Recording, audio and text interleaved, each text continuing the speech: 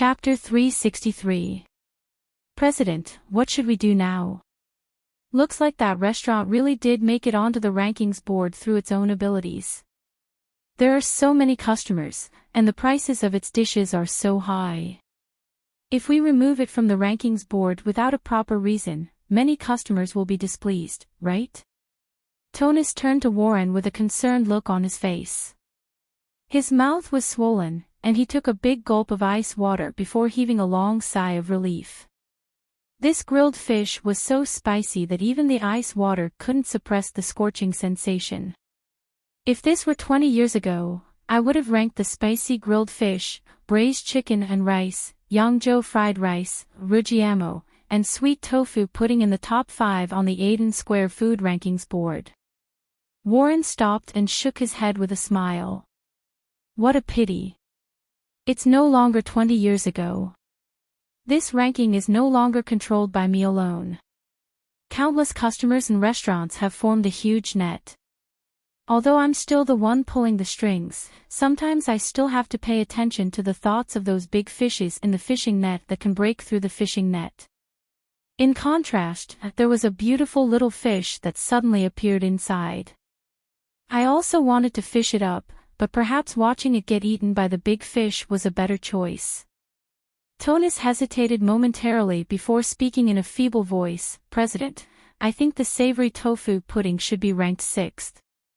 Warren took a glance at Tonus before shaking his head with a smile, and continued onward as he said, tomorrow's rankings board will continue as usual, but the announcement will be delayed.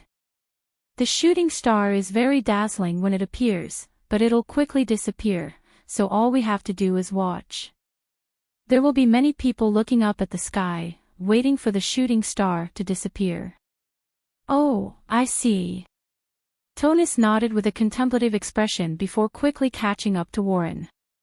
In the office of the Aiden Chamber of Commerce, Mars turned to Cyril in a respectful manner, and said, Young Master Cyril, the Catering Association has already confirmed that Amy's restaurant will no longer appear on the rankings board.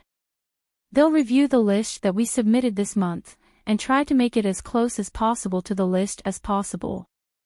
Very good, Mars, thank you for your hard work. Cyril nodded with a pleased expression as he coiled the colorful snake around his wrist. He then turned to Mars, and asked, How are things with Ward and Gourmet? Will the Bataille prison release him? Mars shook his head, and said with a serious expression, Young Master, I'm afraid this is not a good thing. The two of them are involved in a level 4 incident, and it's almost impossible for them to escape unscathed. The Bataille prison is also very tight-lipped. I suggest that we don't continue to participate in this matter. Otherwise, we will most likely be involved. Who else in Chaos City can implicate our family Moriton so casually? Cyril curled his lips indifferently. He looked at Mars and said, I've already received the money, so I have to do it properly for them. Otherwise, my reputation will be ruined, and I won't be useful in the future. But Mars hesitated. A level 4 incident shouldn't be a small matter, right? If I remember correctly, Ward and Gourmet were implicated in that small restaurant. Let that restaurant take the blame. We'll bail them out, and send the owner of that restaurant to prison. That way, there won't be any problems in the future. Cyril smiled. He was very satisfied with his idea. He stroked the snake's head, and walked out of the door. If young Master were to solve this matter, it wouldn't be like this. What a pity. Mars sighed. He looked at the stack of documents on the table that hadn't been opened at all, and shook his head with resignation. Family Moriton was a colossus, but in Chaos City, the City Lord's castle and the Grey Temple were the ones in charge. My lord, what are you doing? Meg, who had just come downstairs, looked at Michael, who was standing on a chair with one hand holding a chandelier, and asked with a strange expression. He didn't look like the calm and steady City Lord at all. I'm a little curious. What's in your chandelier? It's not an oil lamp, nor is it a magic crystal. It's very hot, but it's not burning. It's very strange. Michael also realized that his posture was a little inappropriate, but he still looked at Meg curiously. This is a type of stone that I discovered by chance. I saw that it could emit light, so I used it as a lamp. It's more convenient than an oil lamp. Meg didn't blush, and his heart didn't skip a beat. He couldn't explain the problem of electricity to Michael. If he asked him to provide electricity, then this world would skip the steam age and enter the electric age, and the system would probably explode. Michael nodded, and got down from his chair. He looked at Meg, and asked, "It is indeed a type of strange stone. Mr. Mack, do you have any more of these stones?" "Sorry, I only have a few, and I've used them all in the restaurant." Meg shook his head with a smile. These things were useless without electricity. "All right, that's a pity." Michael sat back down in his seat with a wistful expression. "Please wait for a moment, the grilled fish will be ready soon." Meg hurriedly changed the subject, and went into the kitchen to cook the grilled fish. He didn't know where Michael had heard that the spicy grilled fish could dispel cold energy, but judging from Michael's behavior, he seemed to be very fond of his daughter. If the grilled fish could satisfy him, perhaps he could discuss the food rankings with him. In Chaos City, aside from Warren, Michael was the only person who could shake up the food rankings. The Catering Association was a subordinate organization of the City Lord's Castle, after all. Even though it was a free-range organization, Michael should still be able to make a decision. As such, what Meg had to do now was very simple: conquer Michael's stomach with delicious food. Michael looked toward the kitchen with a hint of nervousness and anticipation. Soon, the aroma of fish wafted out from the kitchen, and he couldn't help but swallow. "It smells so good." Due to Vivian's condition, Michael hadn't had a single bite to eat that night. Now that he smelled this alluring aroma, his stomach immediately began to rumble, and he became even more expectant. After waiting for around 15 minutes, Meg emerged from the kitchen with a grill and a medium-sized spicy grilled fish. He placed them in front of Michael with a smile, and said, "Here's your spicy grilled fish, please enjoy." "All right." Michael's attention was completely drawn to the grilled fish in front of him. However, he didn't immediately dig in. Instead, he began to carefully examine the grilled fish in front of him. In contrast to the grilled fish that were roasted over a fire and eaten directly, this grilled fish was placed on a flat metal plate. Chapter 364. Chili peppers can indeed ward off the cold, but normal chili peppers have no effect on the cold in Vivian's body. If she eats too much, she'll suffer from discomfort. Could it be that there's something else in this spicy grilled fish aside from chili peppers that can ward off the cold? Michael thought to himself as he picked up a piece of fish with his chopsticks and placed it into his mouth. This spiciness. Michael's eyes immediately widened. The spiciness of the sauce enshrouding the fish instantly blossomed in his mouth. This was no ordinary chili peppers. It was as if countless tiny chili peppers had exploded in his mouth at the same time, and his taste buds instantly went numb, as if they had been pricked by needles. So this was what it meant to be spicy. Michael suddenly understood where the word spicy came from. This was different from the chili peppers that he had tasted in the past. This spiciness was tinged with a hint of numbness, and it was simply too special. After biting into the fish meat, the crispy fish skin wrapped around the tender flesh of the fish was incredibly delicious. This was the flavor of sea fish. Vivian loved to eat fish, so he would often ask people who came back from the coast to bring back some sea fish. However, most of them were dried fish, and fresh sea fish would only be available when he had a flying steed. It was very difficult to maintain the freshness of the fish, and even with his status, he could only eat it once a month at most. After all, he wasn't the type to ask people to come all the way just to eat a fish. However, not only did this grilled fish not have any fish bones, it was even more delicious than the sea fish that he had tasted in the past. If such a fish were to be shipped from the coast to Chaos City, it would most likely cost more than the 1,600 copper coins listed on the menu. Michael had initially thought that this grilled fish was a little expensive, but he immediately felt that it was worth it. Even a live fish would be worth it, let alone a grilled fish like this. The spicy taste wrapped around the delicious fish. After swallowing it, he felt a scalding heat flow down his throat. After entering his body, it spread through his limbs and bones. It was like a flame burning away the excess cold and moisture in his body. The sweat glands all over his body opened up, and as the sweat was expelled from his body, a layer of mist was emitted from his body. It was as if he was sweating and steaming. What a powerful ability to ward off the cold. Michael immediately opened his eyes. The chili was indeed very effective in expelling the cold. Even a normal person like him had so much moisture expelled from his body, so the effect would definitely be even better for someone like Vivian, who had too much cold in her body. Michael, who was still a little skeptical at first, was now completely convinced.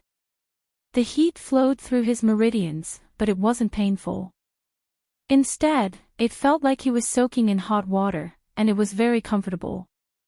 In that case, all Vivian has to do is eat a spicy grilled fish every day, and her body should be able to slowly recover.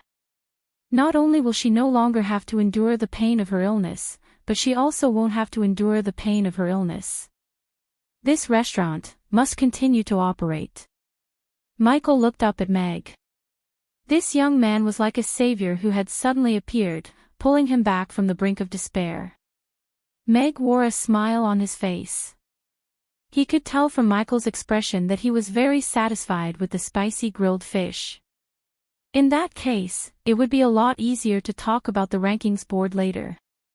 There was only one day left, and if he still couldn't make it onto the rankings board by tomorrow, then he would completely fail his mission.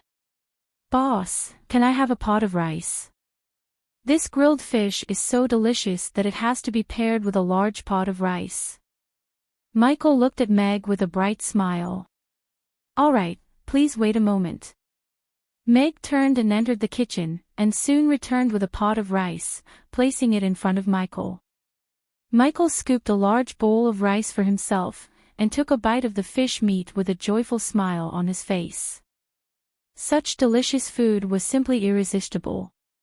He had been living in self-recrimination for the past few years, and was unable to forgive himself.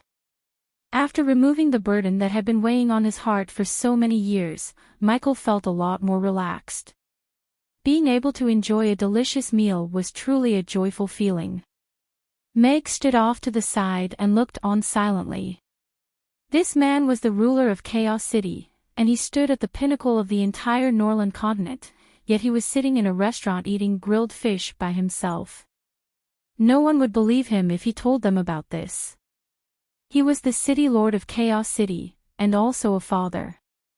From his expression, it seemed that the spicy grilled fish would most likely be effective for his daughter, and that made Michael feel very good. "I'm probably the only one who can treat a chef like a doctor, right?" Meg thought to himself, and a peculiar expression appeared on his face. He could guarantee that he definitely hadn't spiked the food.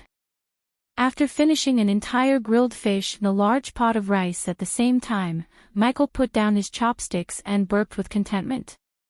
It had been a long time since he had eaten a meal for such a long time. However, it would be a waste if he didn't take his time to savor this delicious meal. "Thank you, Mr. Mac, for creating such a delicious and miraculous spicy grilled fish." Michael turned to Meg with gratitude in his eyes. "You're far too kind, City Lord. It's our duty as chefs to cook delicious food for our customers." Meg smiled in response. He was thinking about how he should bring up the Aiden Square food competition without seeming too abrupt. "Thank you for your hospitality.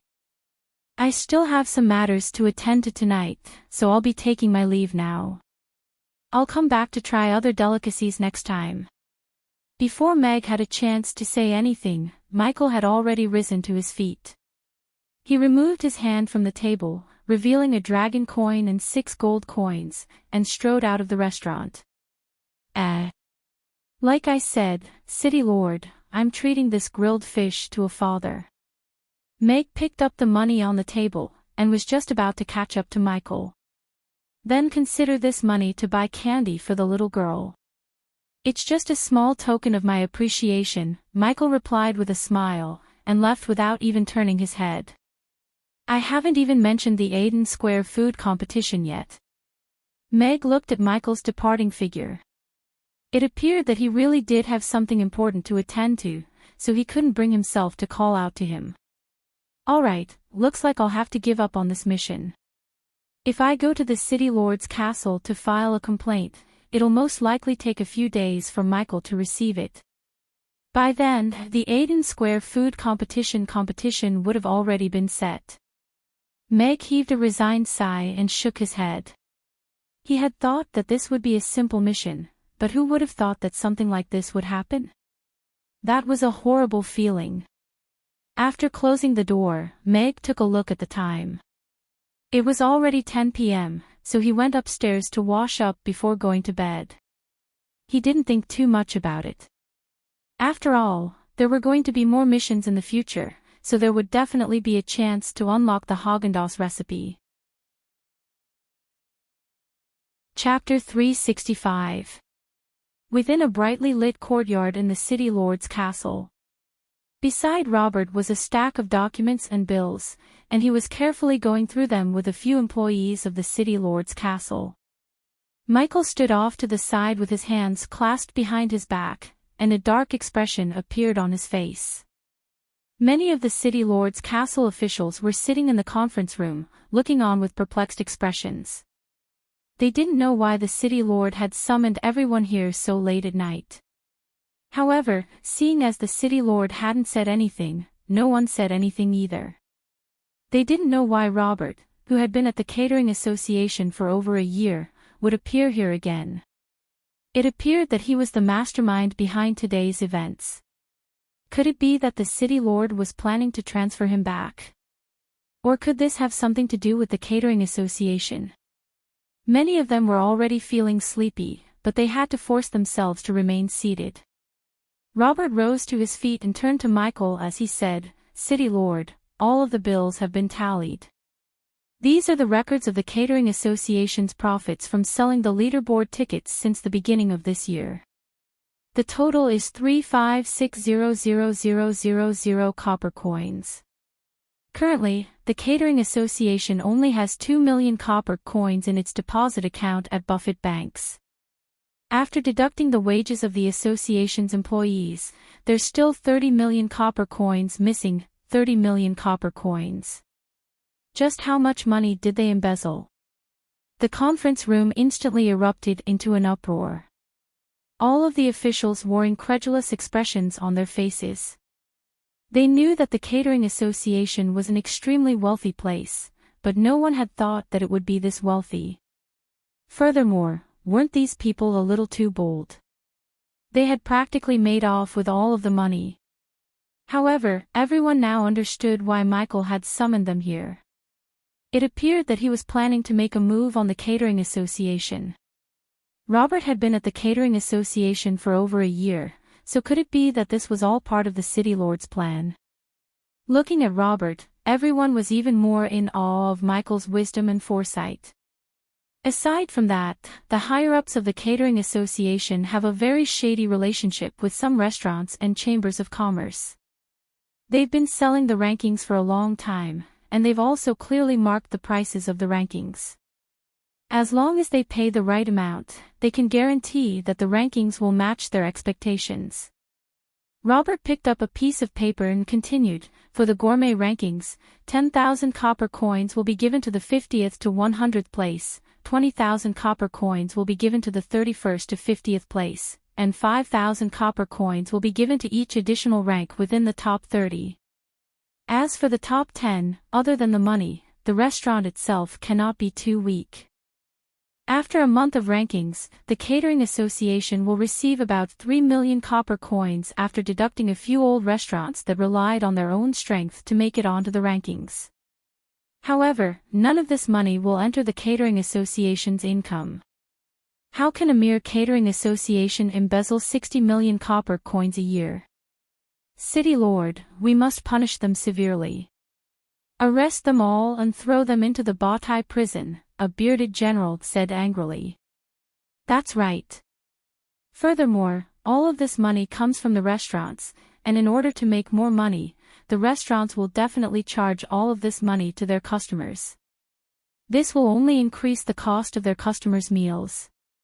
This is far too unfair to the other restaurants that haven't paid any money. There's no way for them to make it onto the rankings, so what's the point of having a gourmet cuisine rankings like this? All of the officials began to voice their opinions one after another, and all of them were rather enraged. That's a classic example of petty officials being extremely greedy, and that's why I've gathered everyone here today. Michael looked at all of the officials present, and continued, if the gourmet cuisine rankings weren't under the name of the City Lord's Castle, then the City Lord's Castle would have no right to interfere with how it operates. However, it's already become a subsidiary of the City Lord's Castle. According to the original agreement, the gourmet cuisine rankings will still be under Warren's control, and he'll receive a high percentage of the profits every year. However, the way things are being run now is completely different from what was originally agreed upon. This is a fraud on the part of the City Lord's Castle, a fraud on the customers, a fraud on the businesses, and a fraud on the entire food and beverage industry. Michael pressed a hand onto the table and leaned forward slightly as he spoke in a grim voice, hence, I've gathered all of you here tonight because I want all of you to join forces and take control of the higher-ups of the Catering Association. After that, seize all of the accounts and information, and identify all of the powers and figures involved in this matter. Don't let this matter rest. Yes. All of the officials replied with serious expressions. Purging the Catering Association was most likely just a show of force. During the past 2 years, many of the officials had taken advantage of this situation to start up some side businesses, and their income was significantly higher than what they were receiving from the City Lord's Castle. All of them wore dark expressions on their faces, but they didn't dare to show it. Robert will be in charge of this operation, and he's already come up with a specific plan. We have to control the impact of this case and make sure that the City Lord's Castle doesn't lose its credibility. We have to return the gourmet cuisine rankings to its rightful place and become a ranking that customers can trust, not a money-making tool for the merchants. Tonight, no one is allowed to leave the City Lord's Castle. Michael looked at everyone and turned to walk out as he said, Robert, come with me for a while. A complete overhaul of the Catering Association is inevitable. However, even if we get rid of Warren, how can you guarantee that the Catering Association won't follow in his footsteps? People change, especially in the face of the temptation of money. I've seen a lot of things like that, Michael said to Robert in the study with a serious expression. City Lord, I think the most important thing to do if we want to get rid of the Catering Association's shortcomings is to reform the Catering Association. I've given this some thought, and I have a few ideas in mind. First, we can decentralize the power of the Catering Association and introduce a third-party vote-counting organization. At the same time, we can set up a supervisory organization in the City Lord's Castle that won't interfere with the operation of the Catering Association, but will be able to monitor the Catering Association's activities in real time. Second, we can reform the scoring structure of the gourmet cuisine rankings and restart the internal auditing system of the Catering Association. We'll reorganize the 16-member food review team, which will rank all of the food in the Aden Square, and use this ranking as the base score. After that, we'll add points based on the votes and comments of the customers to come up with the final ranking. Third, Robert, you should return to the City Lord's Castle after all of this is over. There's a position that suits you, Michael said with a hint of approval in his eyes. Robert shook his head with a firm expression and said, City Lord, I still want to stay in the catering association. I'm sure my grandfather doesn't want to see the gourmet cuisine rankings that he founded all those years ago become like this. He's going to be very sad to see the gourmet cuisine rankings like this. After all, he's poured his entire life into this place. You little rascal. A resigned smile appeared on Michael's face as he patted Robert's shoulder and said, "All right, then we'll do as you say. I've tasted a lot of delicious food from Laurie's gourmet cuisine rankings, so I hope your gourmet cuisine rankings won't disappoint me." Chapter 366. The next morning, Meg got up as usual to prepare the ingredients. He then woke up Amy at 7 a.m. and helped her change into her little magician robe. She was going to attend Julian's class that day. "Father, will our restaurant be able to return to the Aiden Square Food Competition Rankings board today?" Amy asked as she chewed on a piece of chicken. "Well, I'm not sure. It might be a little difficult." Meg shook his head. He had missed the opportunity to complain to Michael, and he couldn't be bothered to make a trip to the City Lord's castle today. He wanted to see if Warren would come to his senses and allow Amy's to return to the Aiden Square Food Competition Rankings board. Of course, Meg wasn't holding out much hope for this. He had been at a very high position in his past life, so he was able to see many things. At Warren's current position, there were many things that he couldn't control on his own. The power of capital was driving the Catering Association forward, and at the same time, it had taken away the brakes from him. It could be said that Amy's return to the Aiden Square Food Competition Rankings Board was in the hands of the Aiden Chamber of Commerce.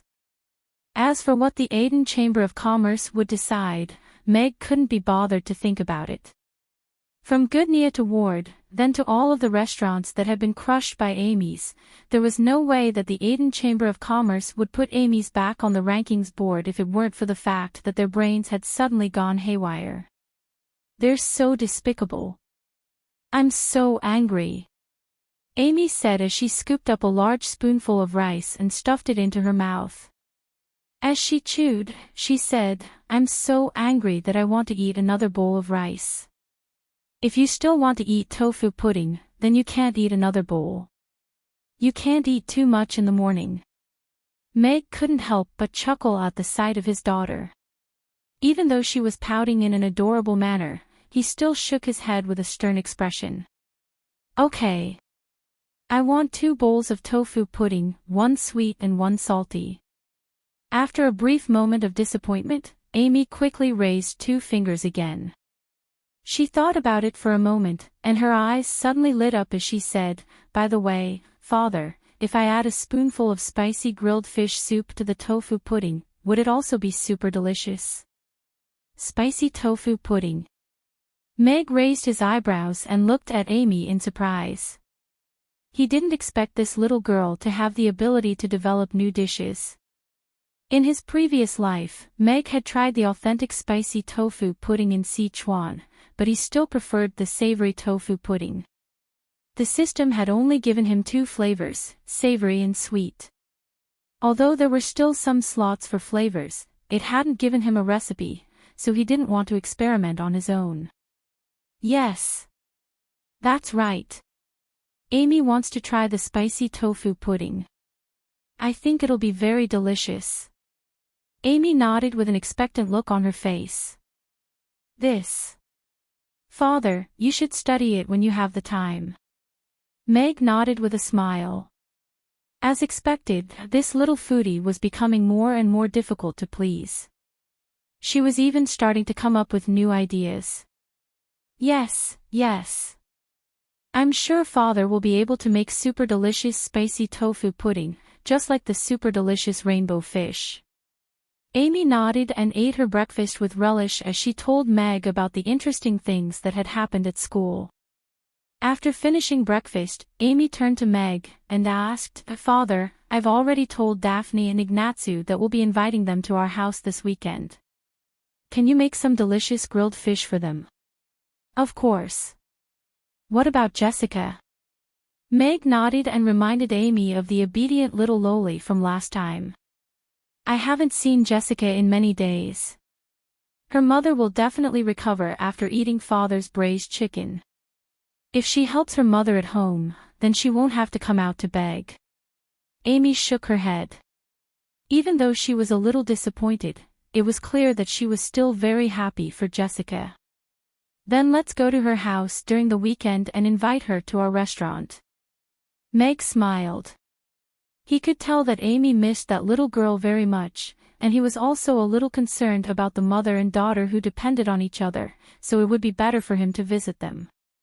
All right, Master Fu Qing is the best. Amy nodded with elation. Meg patted Amy's head with a smile, and his mood improved upon seeing her smile. Not long after that, Yabamiya and Sally also arrived at the restaurant. Meg could already guess what was going on at the sight of Yabamiya's dejected expression. This little girl was good at everything, but she just couldn't hide her emotions. He could tell what she was thinking just by looking at her expression. Boss, Amy's isn't on the rankings today again, but don't be sad. I think the Catering Association will give us a fair reply. Yabamiya looked at Meg and forced herself to cheer up. However, as she spoke, the rims of her eyes turned red, and she looked as if she were about to cry.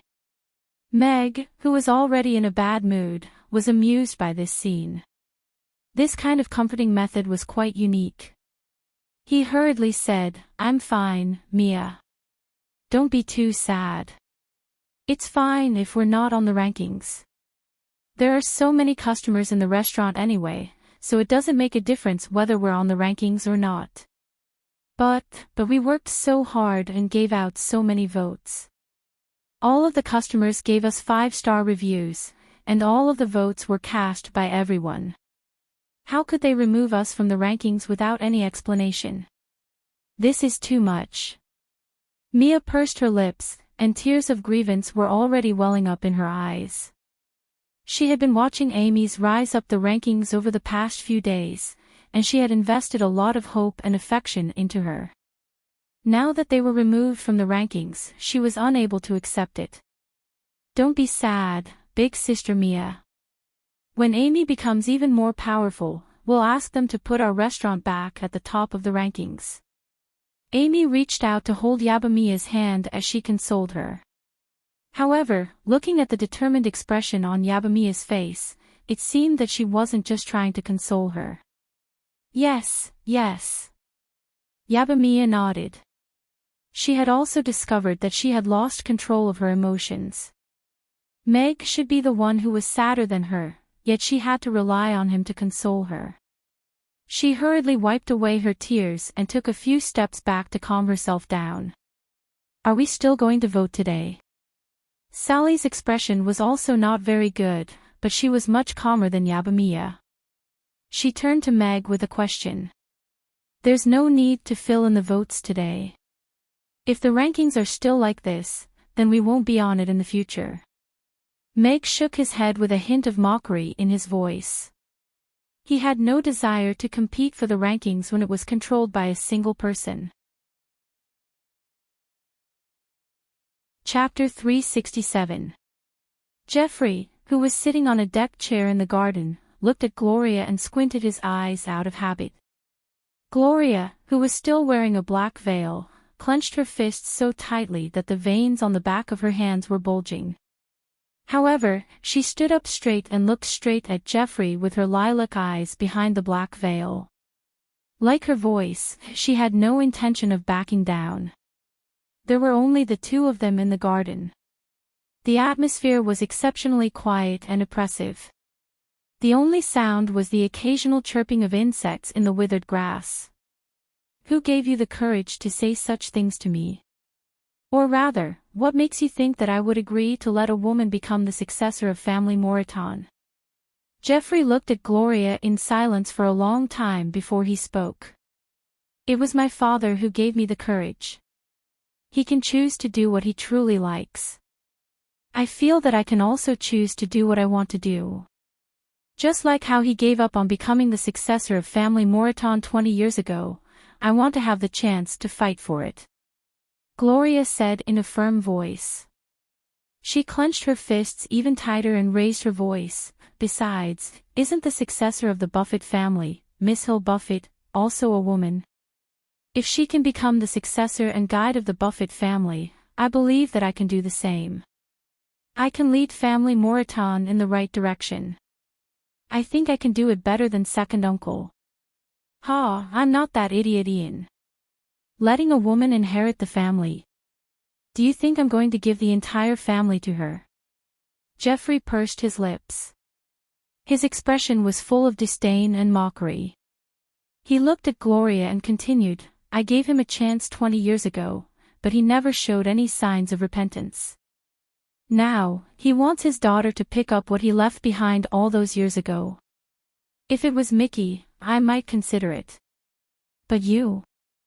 I can't hand family Moreton over to a woman who doesn't dare to show her true face.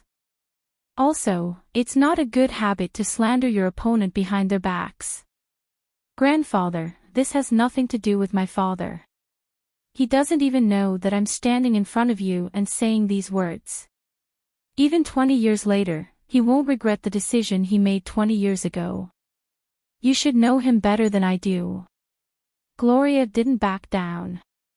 Instead, she took a step forward and said seriously, "One day, I will take off my veil and announce my identity and appearance to the world.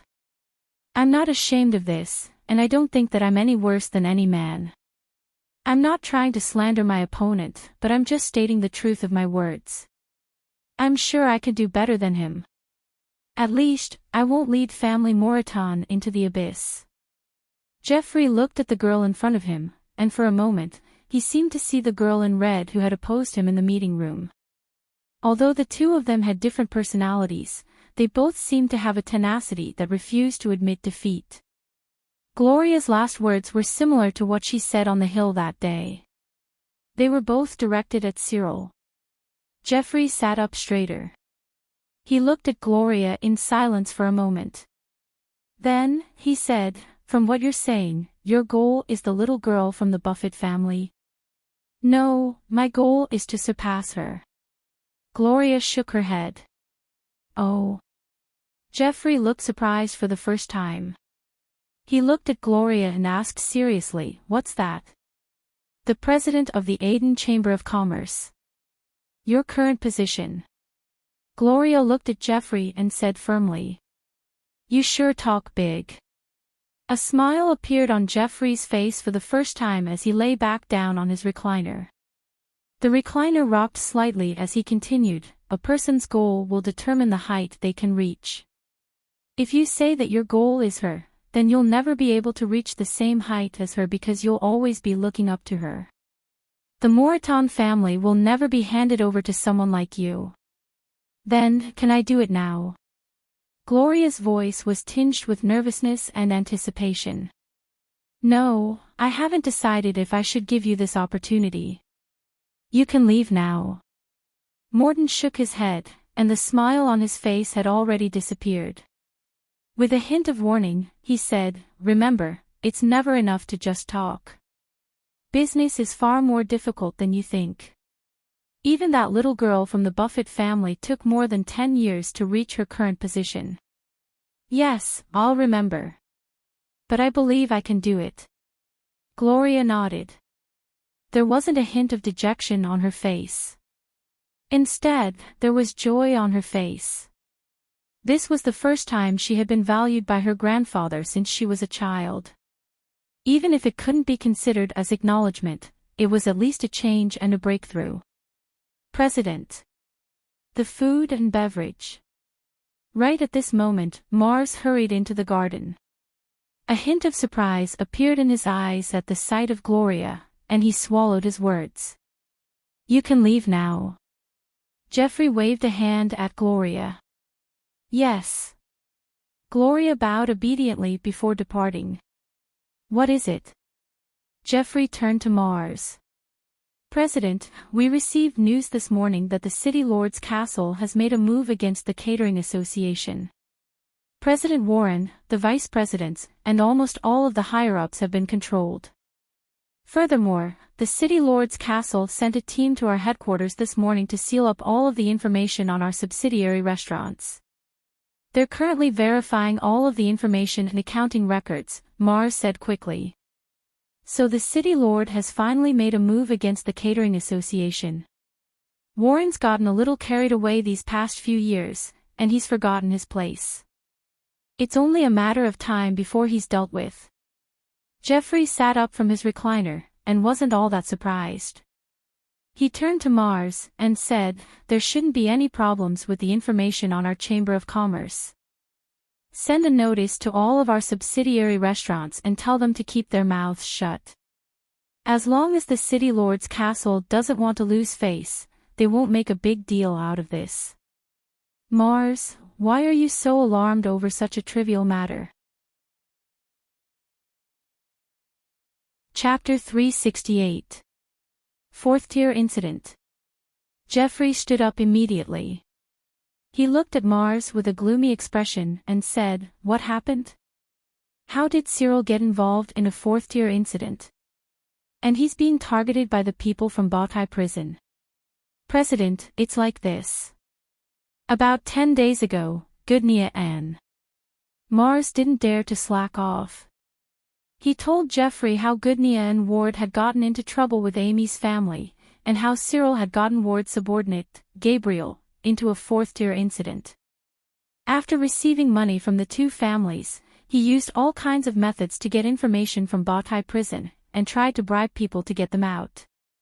After hearing Mars' story, Jeffrey was silent for a while. He looked deeply into Mars' eyes, and said, Mars, how many years have you been by my side? 23 years, President. Mars lowered his eyes. He didn't dare to look Jeffrey in the eye. You've been by my side ever since old Jack passed away. You and your father have been by my side for most of my life. How have I treated you? Jeffrey asked. My father always talked about how good you were when he was alive. He had been by your side ever since he was a coachman. He was always grateful for your kindness. I've been by your side for more than 20 years, and you've treated me like family. Mars lowered his head even more. Since I'm not dead yet, why are you in such a hurry to pick a side? Remember, as long as I'm alive, I'm still the head of the family Moraton.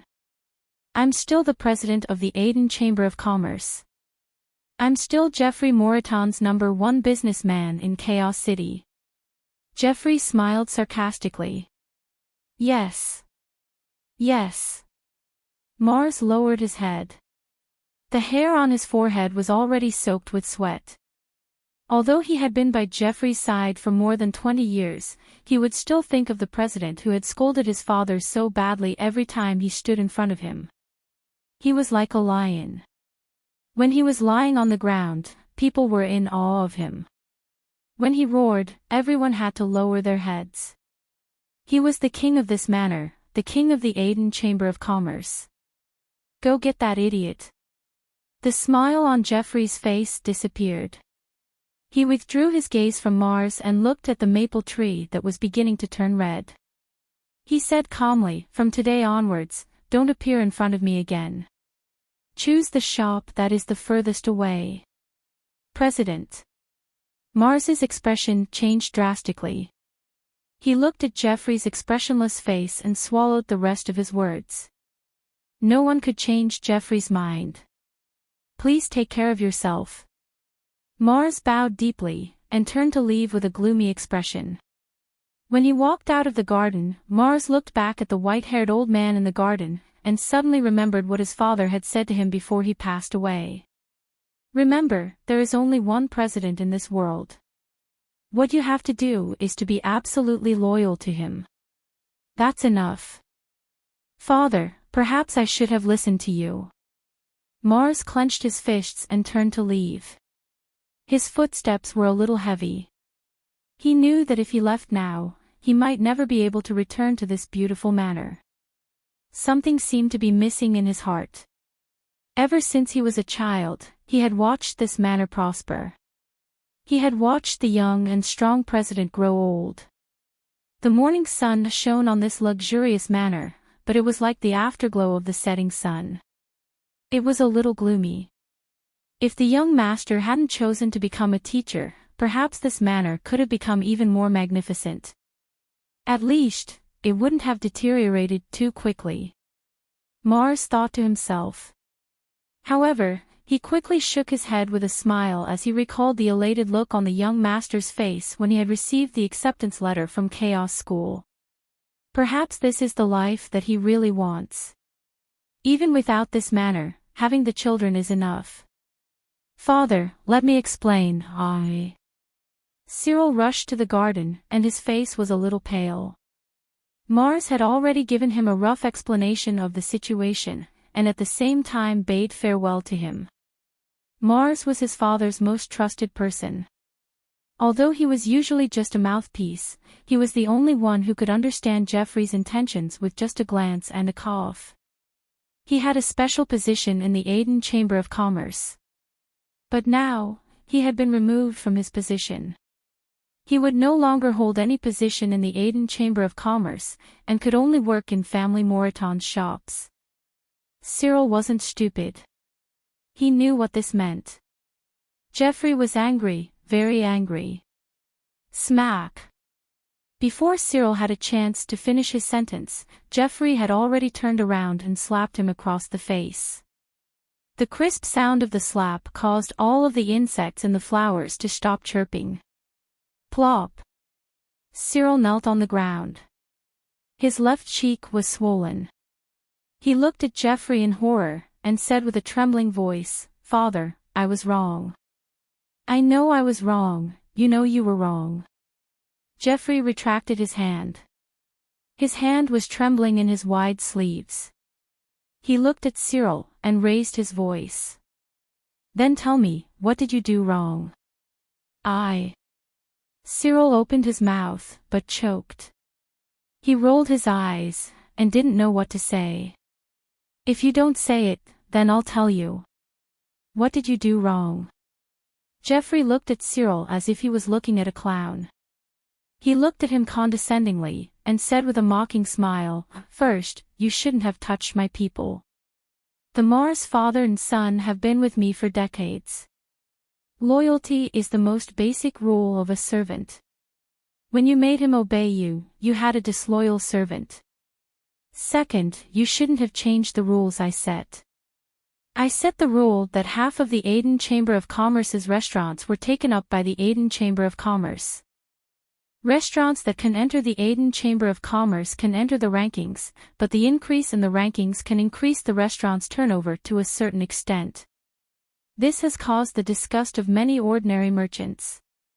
But you took up 90% of the rankings, and used the bidding method to rank. As the second young master of family Moreton, do you lack money? Do you only have this little bit of money in your eyes? Do you know what the rules are? Our family Moreton's status today is based on the rules. Even if the rules were set by us, we have to abide by and protect them. Only in a relatively free market would there be vigorous vitality and room for continued improvement. And you're stifling this freedom. Then what's the point of our control? Third, you shouldn't have provoked people and forces that you can't afford to provoke. Merchants seek benefits and avoid harm. This is the foundation of our survival. A true merchant should have fear and know how to protect his own wings so that he can always stand in a safe place. And you, for a few thousand copper coins, you touched the Bowtie prison and got involved in a level 4 incident. Do you know what a level 4 incident means?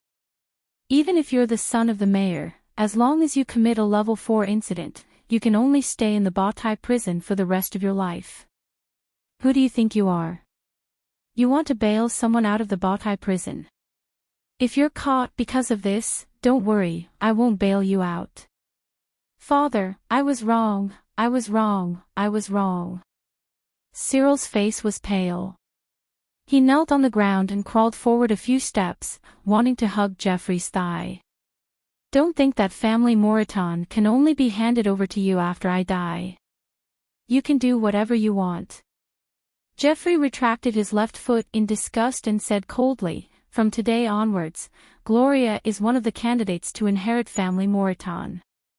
She has the right to inherit family Moreton just like you." Chapter 369. At the Catering Association headquarters, the building had just been rebuilt a few years ago. It was a grand and magnificent building, but the atmosphere in the building was a little tense. All of the Catering Association staff members were looking at the guards of the city lord's castle walking in and out of the building with confused and panicked expressions. They hadn't been arrested, but they had been restricted from leaving the building. Did you ever think that a day like this would come? On the second floor, Robert looked at Warren, who seemed to have aged 10 years overnight with a head full of white hair. "I thought about it 10 years ago, but nothing had happened for so many years, so I was hoping for a fluke. Who would have thought that it would come anyway?" Warren rested his hands on the railing as he looked down at his panicked subordinates. He looked at the Catering Association building that had been built according to his vision, and a wry smile appeared on his face. Robert also looked down and was silent for a moment before asking, "Do you regret it?" "Why would I?" Warren's smile faded as he stood up straight and raised a hand with a proud expression. "Look at this grand building, look at those Catering Association staff members, and the huge statue outside the building. I brought all of these things here. Countless customers come to the restaurant every day based on the Eden Square food rankings, so why would I regret it? Even if I didn't have the city lord's castle, I would have been able to do the same in 5 more years." Robert looked at Warren and was silent for a moment before asking, "Do you think the president would look forward to a food association like this?" "Perhaps." Warren's expression stiffened as he slowly turned to look at Robert. He suddenly felt as if he could see a hint of familiarity in Robert's eyes, and he hesitated for a moment before asking, "Who are you?" "President Lorry is my grandfather. You should have met me when I was a child." Robert also looked into Warren's eyes. How is that possible?" Warren stared at Robert with incredulity as if he had heard something extremely absurd. "My grandfather founded the Food Association, but my father wasn't interested in it, and he didn't allow me to come into contact with it. After that, my grandfather handed the Food Association over to you, and he passed away the following year. After that, my family didn't have any contact with the Food Association. However, I promised my grandfather that I would keep an eye on the Food Association before he passed away, so I've been keeping an eye on it this entire time. President, you really are a genius. The rapid growth of the Catering Association has exceeded everyone's expectations. Even my grandfather couldn't have imagined that his idea of making it easier for everyone to find delicious food would become such a massive association. However, he definitely didn't want to see the Eden Square food competition rankings become like this, where people can rely on money to climb up the rankings instead of relying on delicious food. The current Eden Square food competition rankings has completely deviated from his original vision and philosophy, and that's not right, Robert continued with a calm expression. "So you came to the Catering Association last year just for this day?" Warren clenched his fists. "I've suggested to the president many times that if the president could rein in the horse at the edge of the cliff, I wouldn't want to see such a scene either. The Food Association is the fruit of my grandfather's blood, sweat, and tears, but it's also the fruit of the president's blood, sweat, and tears. During the early years of the Catering Association, you used the Eden Square food competition rankings to propel the Catering Association into a period of rapid development. These are all undeniable contributions to you." Robert shook his head, and a stern expression gradually appeared on his face as he looked at Warren. "However, the president has never listened to even a single word of my advice. The statue at the entrance of the Catering Association is still engraved with the slogan, 'All for the sake of good food.' How ironic is that to be erected at the entrance of the Catering Association now? Do you still remember the promise you made to that old man all those years ago? Do you still remember your original intentions? Do you still remember the promise you made when you signed the agreement with the City Lord's castle? What have you been doing all these years? Before the Catering Association falls into a bottomless abyss with you, I'm going to stop it and get it back on the right track." Warren looked at the determined expression on Robert's face, and his clenched fists slowly relaxed. All of the energy in his body seemed to have dissipated, and he placed his hands on the railing again as he cast his gaze into the distance. The grand building was teetering on the verge of collapse, as if it would collapse at the slightest push. The restaurant empire that he had built over half of his life was crumbling right before his eyes. To be honest, I didn't think that things would turn out like this either. A self-deprecating smile appeared on Warren's face as he looked at the statue at the entrance of the building, and continued, "In the beginning, I only wanted to build a headquarters for the Catering Association, but I didn't have the money, so I began to think about how I could earn money. Selling tickets was clearly a good way to do that. After that, some restaurants tried to bribe me in order to get onto the rankings, but I refused them in the beginning. I couldn't just take whatever they wanted. After all, the Aiden Square food competition wasn't something that could be tainted by money. However, one day, I discovered that no one would actually care even if I took the money. All I had to do was change a spot on the rankings board, and the money I received from doing that was even more than what I could earn from selling tickets. I gave a portion of the money to the association, and I could keep a portion for myself. It was all up to me to decide how much I wanted to keep. After that, the Aiden Chamber of Commerce came to me. President Jeffrey was indeed a sly old fox, but he also knew how to take advantage of the rules in a more natural manner.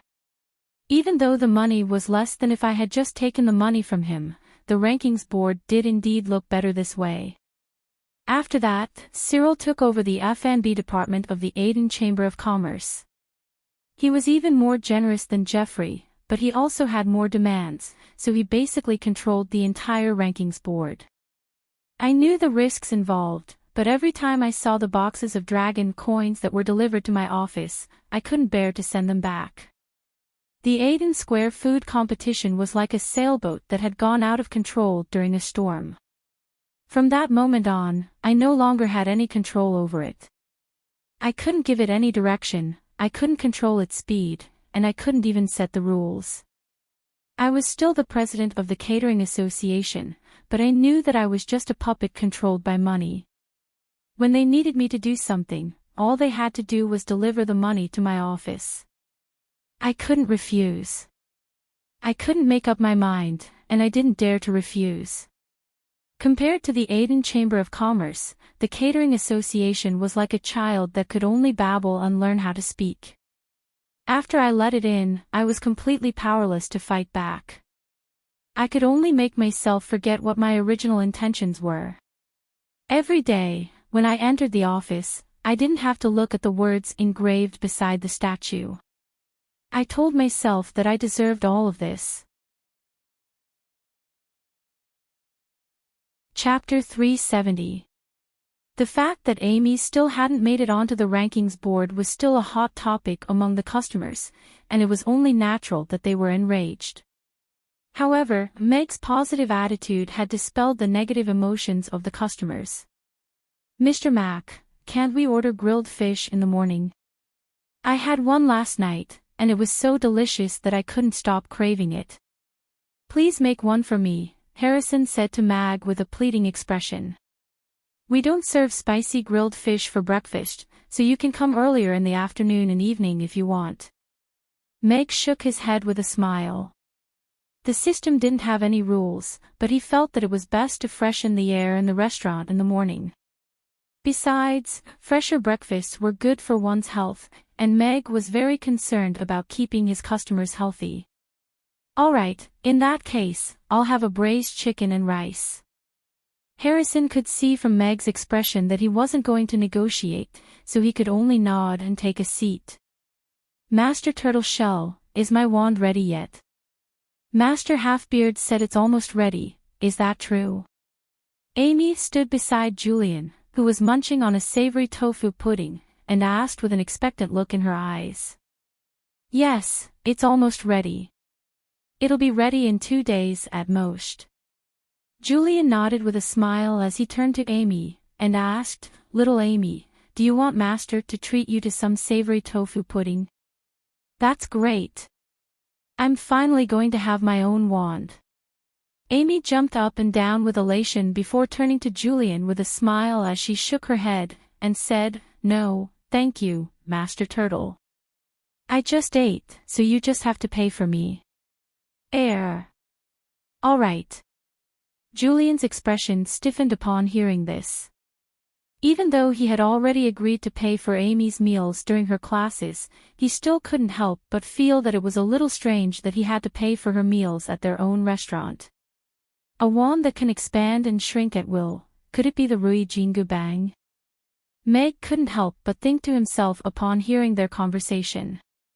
Amy's request could have been completely dismissed as an unreasonable request, but Julian and Crassus took it very seriously, and they were almost ready to make a finished product. This was indeed quite a surprise, and he was looking forward to it. As the only magic caster on this continent who was proficient in both melee and long-range magic, Amy's first wand was being crafted by 2 great magic casters was very much worth looking forward to, even though Amy still didn't know much magic at the moment. Arthur should be back from Rodu in a couple of days. I heard that he's bringing 2 more little guys with him this time. When the time comes, we'll be able to test out the wand for little Amy. Crassus just so happened to walk into the room with a smile. Amy turned to Crassus with glowing eyes, and asked, "Master Halfbeard, do you want me to be the bad guy?" You could say that. In any case, these guys don't have good intentions, so it's time for them to see how powerful my disciple is. Crassus nodded with a smile, and sat down to order a plate of Yangzhou fried rice. Julian looked up at Crassus, who was sitting at a nearby table, and said in a cold and raspy voice, "This is my disciple, Julian. You have to remember that." Don't worry. The entire Norland continent knows that you and I have the same disciple now."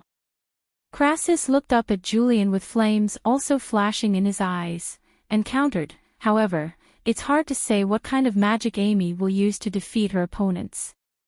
Melee magic crushing long-range magic is the most interesting thing to see." Julian chuckled coldly, and said, Those little guys only need the flames of extreme frost to defeat them. What's the point of a little girl waving a wand and jumping around? Master Turtle, Master Halfbeard, do you want to fight? Is melee magic more powerful or long-range magic more powerful? I really want to know, too." Amy looked at the 2 of them with anticipation in her eyes. All of the customers in the restaurant also turned to look at them. After observing them for a while, they found that these 2 great magic casters had good tempers. At least, they were like that in the restaurant, so they didn't have to worry about them suddenly exploding. The battle between the 2 of them was also widely spread among the customers after it was spread by some magic casters. Thus, everyone was very eager to know when the battle between melee magic and long-range magic, as well as ice magic and fire magic, would end. Melee magic is obviously the best. "I'll have a sweet tofu pudding," Crassus said calmly as he ordered a dish. If a magic caster still needs to fight in melee magic, then there's no point in learning magic. "Bill, please." Julian also appeared to be quite calm as he placed the money on the table and left. "Goodbye, Master Halfbeard. I have to go to class now. Teacher Julian said he's going to teach me a new spell today." Amy waved at Crassus before bidding farewell to Meg and the others. She then followed Julian out of the restaurant on her short legs. When she reached the door, she suddenly stopped, and waved at Ugly Duckling as she said, "Come here, Ugly Duckling. I'll take you to play with Black Coal and Green Pea." Meow. Ugly Duckling looked at Amy, who had spread open her arms, and slowly retreated behind the counter. It stuck out its little head, and shook its head at Amy to express its refusal. "Don't worry, I won't let you fight today, really. Amy still waved at it. Meow, Ugly Duckling still shook its head. I won't lock you in a birdcage today, either, Amy promised again. Meow, Ugly Duckling meowed before hiding behind the counter. It didn't even stick its head out. TCH, coward. Amy wiped her nose with the back of her hand before turning around and walking away. Only then did Ugly Duckling carefully stick its head out to take a look. It then climbed onto the high stool with peace of mind, and closed its eyes to sleep with its little belly exposed. Meg looked at Ugly Duckling, whose little belly was already beginning to take shape, and shook his head with a smile. If it continued like this, it would really be too big for it. System, I've failed the mission to get on the rankings board. Give me a new mission. During the lunch break, Meg moved a lounge chair to the door to bask in the sun. He shook the chair leisurely as he thought to himself. He scattered the remaining moonlight rice in his hand, which immediately attracted a flock of white pigeons. The mission hasn't been completed yet, so the system won't give you a new mission. Please work hard to complete the mission, and don't give up so easily. Even though there's no punishment for this mission, it will lower your mission completion rate, which will directly affect the difficulty and rewards of your subsequent missions. The system's serious voice sounded. Holy fuck. System, are you fucking kidding me? Chapter 371. Today, I have an announcement to make. In the lavish dining hall of the Moreton Manor, Geoffrey sat at the head of the table with a serious expression on his face. Mickey had just picked up his fork, but he quickly put it back down. He sat up straight again, and looked at Geoffrey with a hint of awe and veneration in his eyes. Cyril was a little distracted. He looked down at the plate in front of him, as if he were awaiting judgment. The noblewoman sitting beside him was also quite pale. She was glaring at Gloria with a vicious look in her eyes, and her hands were clenched into tight fists. Herty and Herney were also smiling. Whenever their grandfather spoke like this, it was always their uncle's family that was going to be reprimanded. This had always been the case during the past few years, and it had become an interesting activity before every meal. However, they didn't know if it was their uncle or Gloria who was going to be reprimanded this time. After all, she had contradicted their grandfather last time, and even left the dining hall midway. Master. Madame Denise Marquis, who was sitting beside Geoffrey, wanted to say something, but her eyes were filled with concern. Shut up. Geoffrey took a glance at her, and spoke in an implacable voice. Denise immediately fell silent. She lowered her head, and didn't dare to say anything else. Lance sat up straight.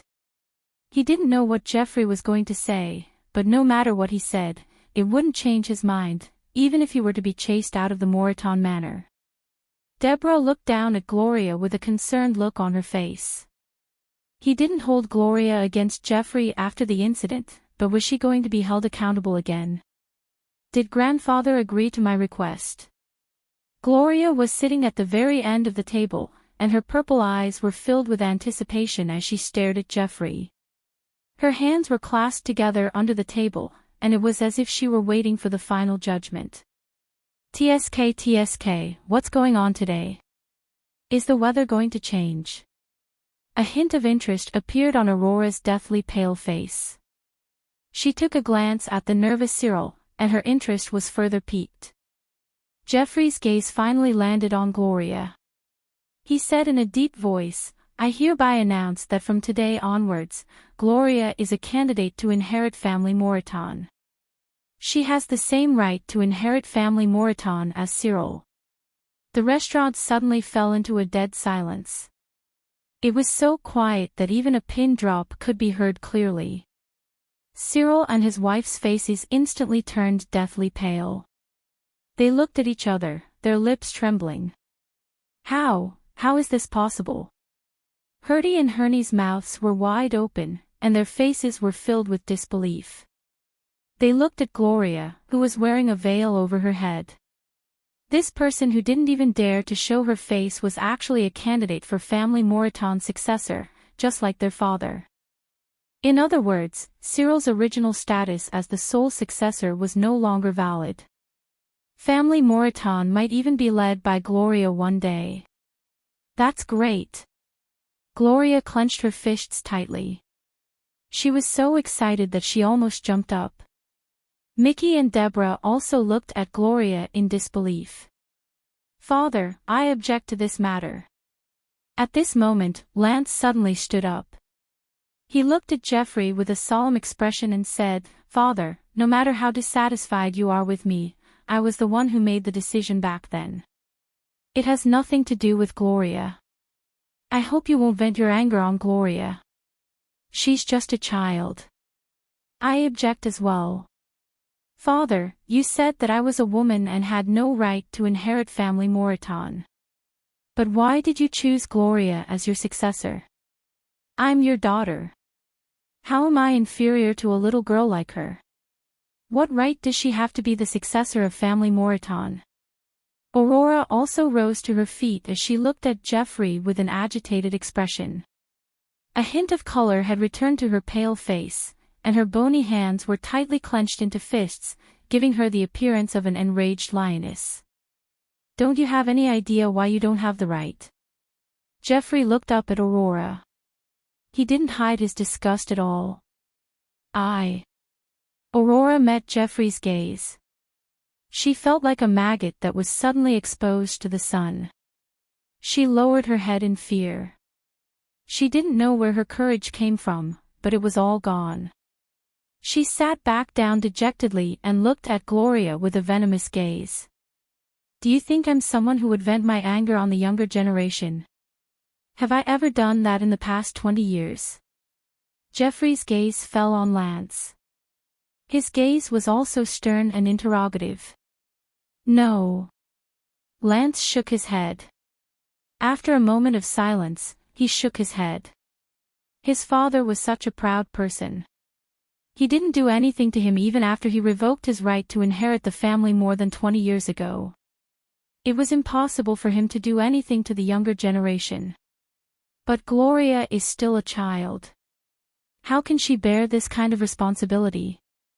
How can she be willing to do something like this? A girl should have something she wants to do and something she's more suited for. She shouldn't take on such a heavy responsibility. Lance still shook his head. He didn't understand why Jeffrey would make such a decision.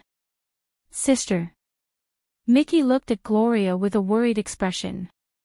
Father, this is my own choice.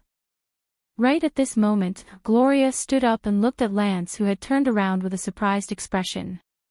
She said earnestly, Father, you said that everyone has the right to choose, including women. I want to become an excellent businesswoman and the successor of family Moreton. This is my choice. Cyril looked up at Gloria with surprise and anger in his eyes. He had thought that Jeffrey had pushed Gloria out of anger to make him nervous. However, it seemed that things weren't as simple as they seemed. Gloria had planned this all along. Gloria, you have to know that if you become the successor of a large family, you will lose a lot of freedom. You won't even be able to decide what you want to do most of the time. This is very unfair to you. Lance looked at Gloria with relief and concern. Father, making this choice is a kind of freedom in itself, isn't it? Gloria looked at Lance with a smile. Lance was stunned for a moment before a gratified smile appeared on his face. He nodded and said, Yes, since this is your choice, I should respect it. I shouldn't let you accommodate my expectations. Thank you, Father. Gloria smiled. I'm sorry, Father. Thank you for respecting Gloria's choice. Lance bowed solemnly to Jeffrey with gratitude. Chapter 372. Thank you, Grandfather. Gloria extended a grateful bow before returning to her seat with an elated expression beneath her black veil hat.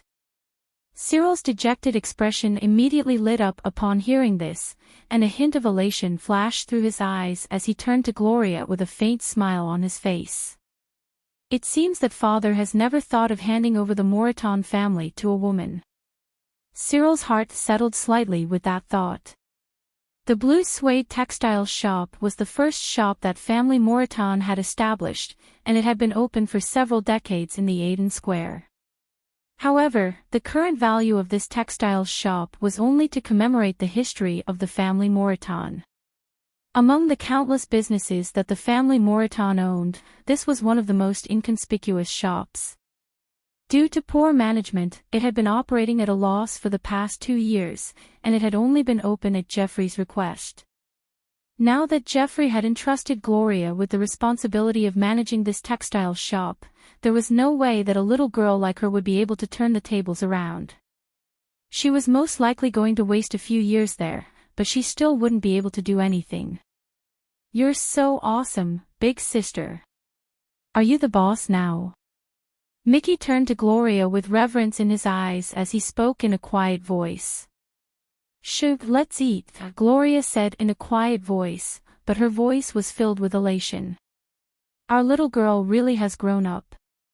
She dares to speak to grandfather like that, she's just like her father." Deborah turned to Gloria with elation in her eyes. "It's a difficult beginning, but it's at least a beginning. If I can feel some happiness in this place, then that's good too." Lance picked up his knife and fork. He was aware of the situation with the suede textile shop, but he was very surprised that Geoffrey had made such a decision.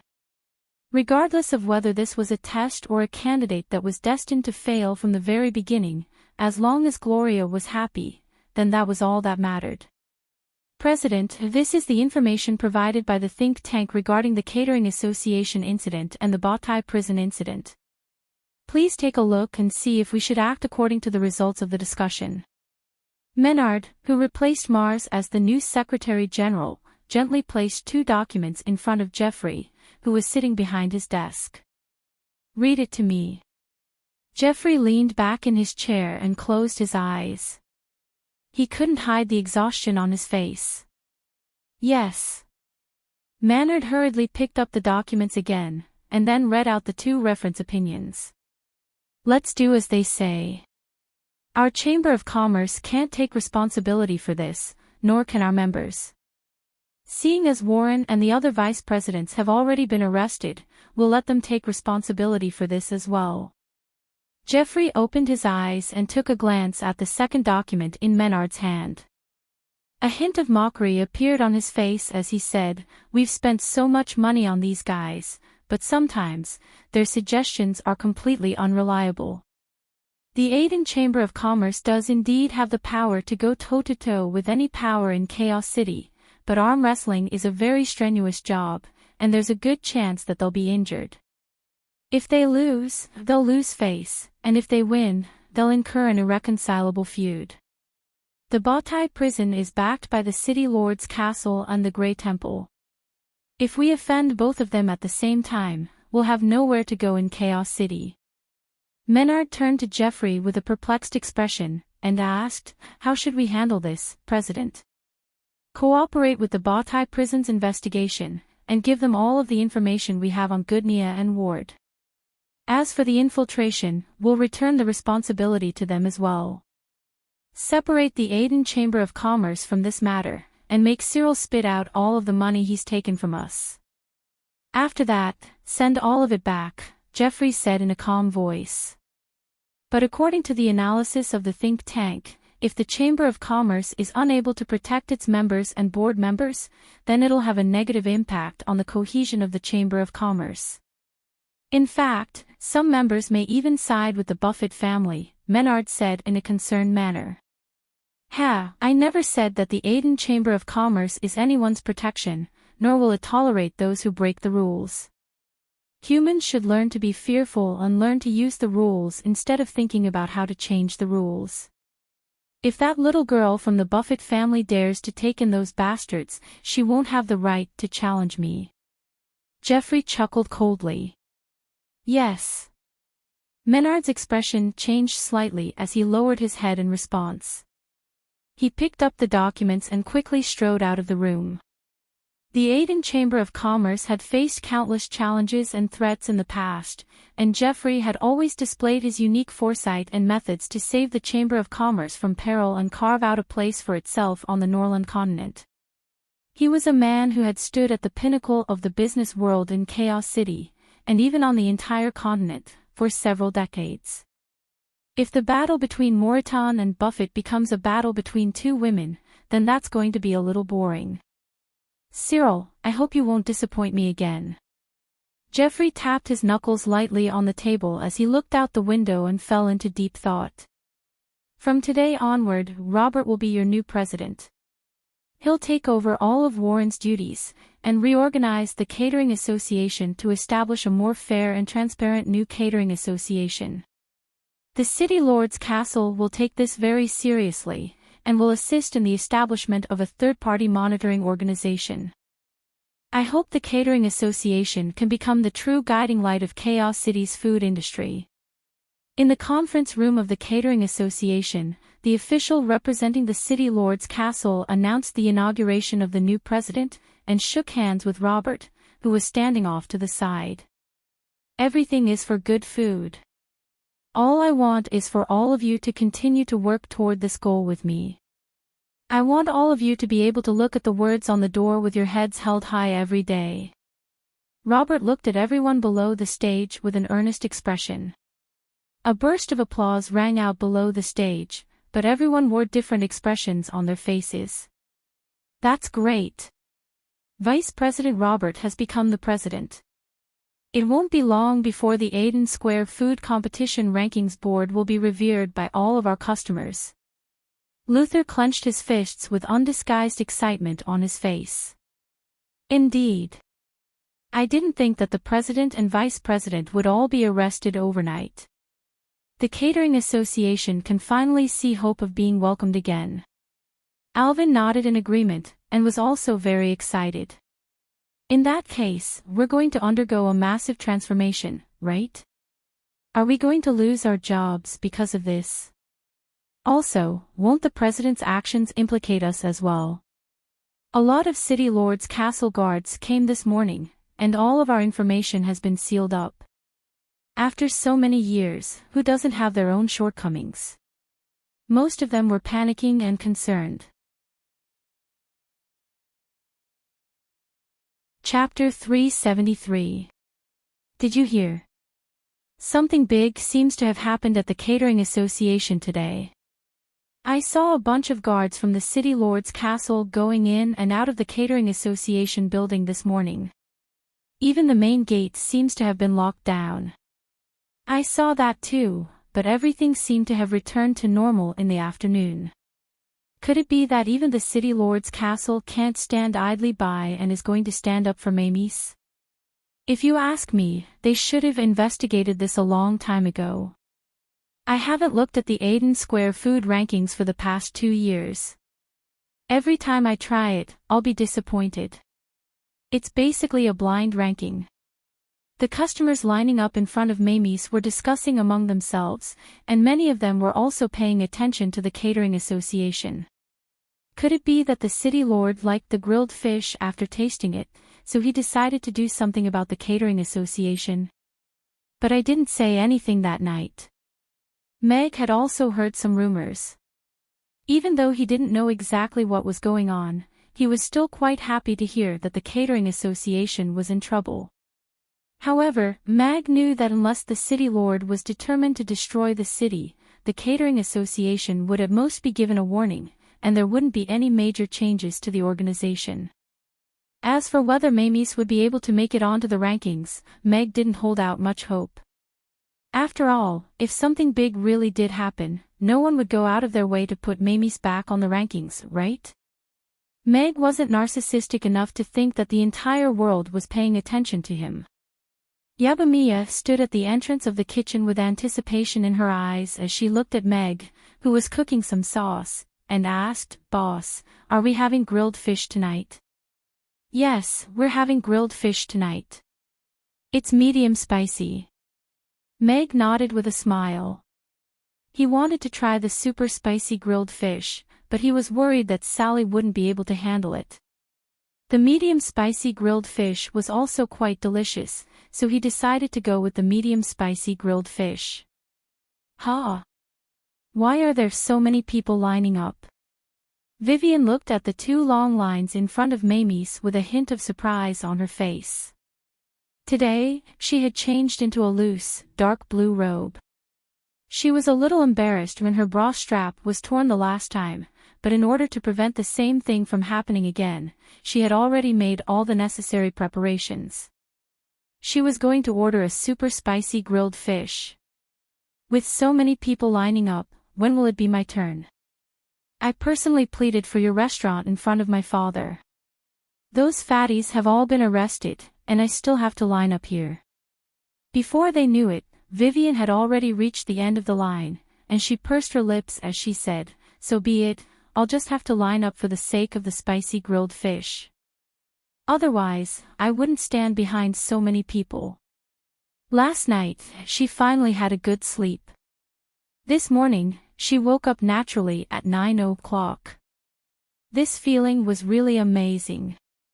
She couldn't remember how many years it had been since she slept so well and woke up naturally instead of being woken up by pain. However, all of this was because she had eaten a spicy grilled fish, so she had changed her attire and come here to eat again. However, this time, she exited through the back door without climbing over the wall. I can't. It can't be eaten. I really can't eat it today. Not far away, Sconard was shaking his head as he involuntarily made his way toward Amy's. However, his gait was a little strange. His legs were swung out like a crab, and he wore a reluctant expression on his face. Stop. Stop right now. If I eat it again today, my ass is really going to explode. No, no. Insanely spicy, I can't mess with it. I can't mess with it. Sconard's footsteps abruptly faltered, and he turned around with a pained expression. However, he only took a few steps before turning back again. He looked at the restaurant signboard with a conflicted expression, and gritted his teeth as he made his way back to the end of the line. Screw it. If I don't eat such a delicious grilled fish, I'm definitely going to die today. As long as I don't order the insanely spicy grilled fish, there shouldn't be any problems, right? It's this guy again. Has he been stalking me every day? Father gave me permission to go out today. If this guy wants to use this to threaten me, then don't blame me for not holding back. It's been a few years since I last wielded a sword, but I should be able to take care of a freak like him. A hint of disgust flashed through Vivian's eyes at the sight of Sconard's strange gait. She clenched her fists tightly, preparing to attack at a moment's notice. Many of the customers at the restaurant last night still remembered this young man who had threatened to reserve the entire restaurant and ordered an insanely spicy grilled fish in the end. All of them had peculiar expressions on their faces when they saw the way he was walking. As expected, it was best not to try insanely spicy grilled fish so easily. Sconard was a little distracted today. His mind was filled with thoughts of the spicy grilled fish, and he was at the end of the line, so he didn't notice Vivian, who had changed into a blue dress. What the hell? He's not even looking at me. Vivian was a little disappointed, but she wasn't going to provoke Sconard. Instead, she looked around in a bored manner, curious as to why there were two lines in this restaurant. Thus, she turned to the elderly man at the front of the line and asked, "Looks like this is your first time eating at Amy's, right?" The elderly man was quite benevolent, and he smiled as he said, "If you want to tell me why there are two lines in this restaurant, I'll have to start with the delicacy known as tofu pudding." Vivian listened with a surprised expression as the elderly man recounted how two magic casters had engaged in a heated battle in front of the restaurant over a bowl of tofu pudding, and how the sweet and savory factions had been established. Ever since then, there had been two lines in front of the restaurant. Is this tofu pudding really that good? Vivian was a little skeptical. She seemed to have ordered a tofu pudding last time, but the fish was too big, so she had to cancel, so she didn't get to taste it.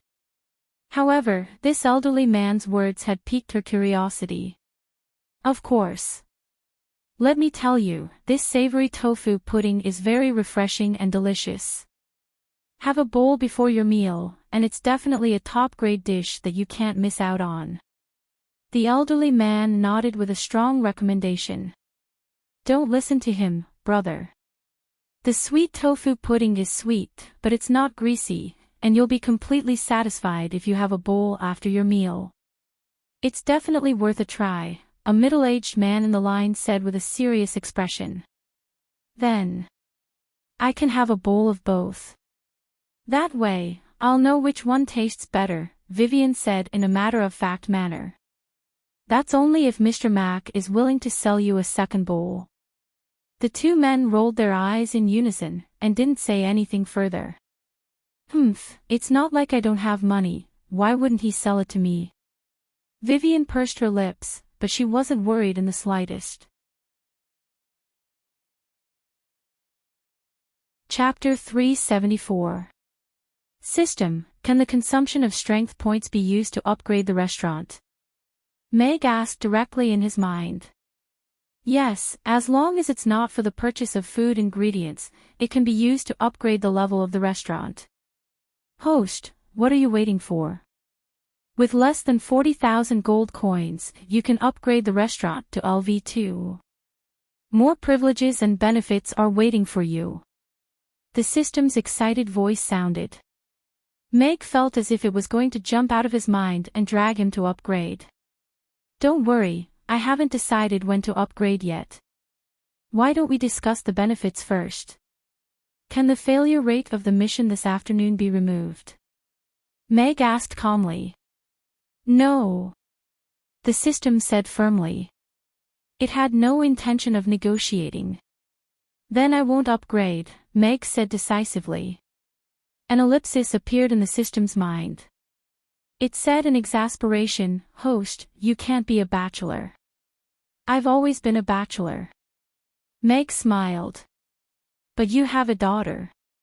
And you have a mother in name, the system retorted. The mother is the mother, but I don't even know what she looks like. Why don't you help me recover the fragmented memories in my mind? Then I can reluctantly admit that I'm half a bachelor, Meg said with a smile. No, I can't do that. The system rejected decisively. Then there's no other way. I'll give you some time to consider.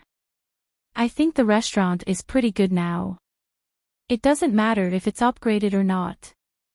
Earning $1 million a day is the pinnacle of life. Meg looked indifferent. Actually, he wanted to upgrade, but the system was obviously more anxious. If he didn't get some benefits, he would be letting himself down. Mr. Mac, your restaurant's business is so good. Why don't you expand the shop? Aren't the shops next to them all empty? That way, everyone will have a seat, and it will be more comfortable to sit and wait for the dishes, Harrison suggested to Mag when he walked in. Okay, I'll think about it. Meg nodded with a smile.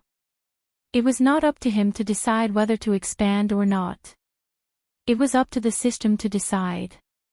Otherwise, it would be difficult to solve the problem of unifying the decoration style. The customers all came in, and Vivian couldn't help but take a few more glances at Mag when she walked past him. The dishes are so delicious and have such a magical effect. He's actually 70 to 80% as handsome as me. It's really rare. Vivian thought to herself as she stroked her mustache in a narcissistic manner before entering the room. Meg also noticed Vivian's gaze and actions. He raised an eyebrow. This girl was really interesting. He wondered which family she was from. After that, Meg noticed that Sconard was walking in a rather strange manner, and he asked in a concerned manner, "Are you all right?" What can happen to me?" Sconard forced a nonchalant expression onto his face as he stood up a little straighter, and he immediately felt his butt tighten. However, He had just embarrassed himself in front of Meg the day before, so he definitely couldn't back down today. That's good to hear. How about another insanely spicy dish today? You were the only one who ordered the insanely spicy dish yesterday. As expected of a true warrior, Meg said with a smile. Sconard swallowed involuntarily as he looked at the smile on Meg's face. He was suddenly struck by the urge to beat someone up, but he couldn't move at the moment, and the spicy grilled fish was simply too delicious, so he could only repress the urge to do so. All of the customers turned to look at Sconard upon hearing that. There really weren't many people who could earn the admiration of Mr. Mac. Hey, aren't you the smoking red-haired lion brother? You're so awesome. You can eat the insanely spicy dish. You really look like a freak when you have smoke coming out of your head. Amy clapped her hands with admiration as she held Ugly Duckling in her arms. Sconard's expression twisted upon hearing that. He didn't know what expression to use in the face of such praise. However, all of the customers were looking at him with admiration in their eyes, and the adorable half-elf girl standing before him was looking at him with admiration. If you're a man, then eat the insanely spicy dish. Sconard felt as if he could hear a voice in his head. This voice made his blood rush to his head, and he clenched his fists as he said, "I'll have a spicy grilled fish. The insanely spicy dish. Are you sure your body is fine? How about we order a mildly spicy dish?" Meg asked with a concerned expression. "My body is perfectly fine. I want the insanely spicy dish. Spicy. Spicy. It's spicy." Sconard looked at Mag with an extremely resolute expression. All right. Meg looked at Sconard, who was determined to kill him if he didn't give him the insanely spicy dish, and he turned to walk toward the kitchen. He couldn't afford to piss off Sconard. Young people nowadays were all incredible. Holy fuck. Why did I order the insanely spicy dish again? No. I'm going to die if I keep eating like this. I have to cancel it. Sconard looked at Meg's departing figure, and he suddenly came to his senses as his expression fell. Smoking Red Lion brother is so awesome. You ordered another insanely spicy dish. You must be a real freak, right? Amy looked up at Sconard, and her eyes lit up as she thought to herself. Then I'll call you Smoking Red Lion brother from now on. Whatever, as long as you're happy. Sconard looked at Amy in a feeble voice. He suddenly realized why he had ordered another insanely spicy grilled fish. Part of the reason was that he had been provoked by Meg, but the main reason was that he had been praised by this little guy. This little guy was simply too adorable, and a casual compliment was enough to make him swollen with pride. After that, he ordered another insanely spicy grilled fish. I hope the sun will rise again tomorrow. Sconard heaved an internal sigh as he walked into the restaurant with a solemn expression. I'd like a savory tofu pudding, and then a super spicy grilled fish. After I finish the grilled fish, I'd like a sweet tofu pudding for dessert. Vivian sat down at a table, and immediately ordered as she looked at Yabamiya. My apologies, but each person can only order one tofu pudding per meal. Yabamiya shook his head. I'll pay for it, or I can pay in advance. Just order it for me, Vivian replied without any hesitation. My apologies, but this is a restaurant rule. Each customer can only order one tofu pudding per meal. Yabamiya shook his head again. Chapter 375. Yabamiya shook his head again, and said, I'm sorry, but I can't even pay more. That's the restaurant's rule.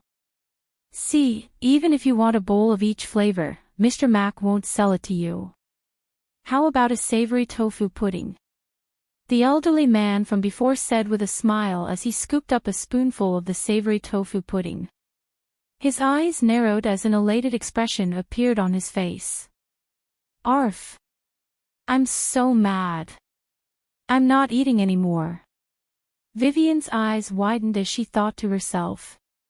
However, at the sight of Yabamiya's vibrant smile and the aroma of the tofu pudding and grilled fish wafting through the air, she couldn't help but swallow involuntarily. She took a deep breath as she looked at Yabamiya and said, "Then I'll have a savory tofu pudding and a super spicy grilled fish." "Sure, please wait a moment." Yabamiya nodded with a smile before turning to leave. If it weren't for the fact that I have a good temper, I would've. Vivian looked at the spicy grilled fish on the table next to hers, and swallowed her words as she swallowed them back down. "Boss, we've reaped a lot of rewards today. At this rate, it won't be long before we have enough Rugiamos for this year's winter." "That's right. A bronze boar, 2 blue-eyed winged snakes, and a saw-toothed tiger, that's enough for us to eat for many days." Outside the restaurant, Mond and Keel were looking at Sargeras with excitement on their faces. There were a few small cuts on their faces, but they didn't appear to be in any serious condition. "That's right. After eating this Rugiamo, my powers are improving at an incredible rate. I feel like I'll be able to make another breakthrough in no time." Cassis, Marxa, and Karzak were also very excited. Ever since they had eaten Rugiamos had been the only thing on their minds every day. Fight for Rugiamos. Do missions for Rugiamos. Only by eating more Rugiamos could they become more powerful. This was a way to improve their powers, and they were very excited. Winter is coming soon. It's getting colder earlier than usual this year. This winter may be longer and more difficult. We have to prepare more Rugiamos. Sargeras shook his head, and solemnly said, "Moreover, our third batch of lava warriors is about to arrive. We have to be prepared. Once the weather turns cold, it will be harder and harder to find prey."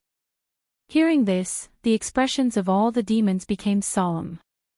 For the tribe. For Rugiamo. Work hard, lava warriors.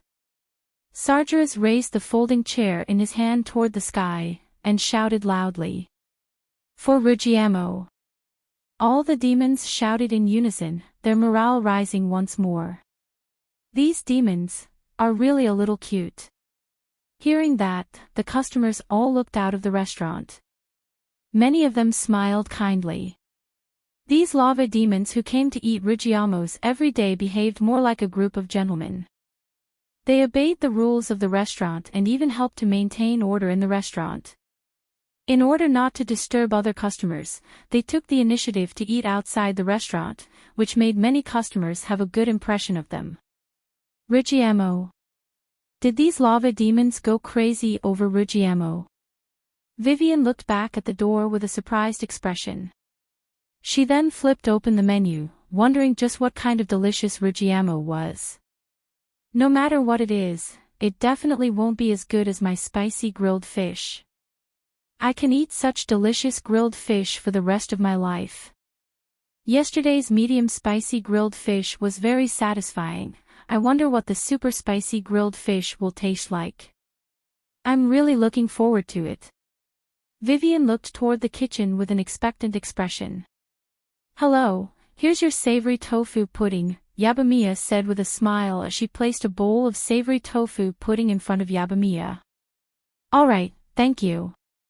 Vivian nodded, but her attention was already drawn to the tofu pudding in front of her.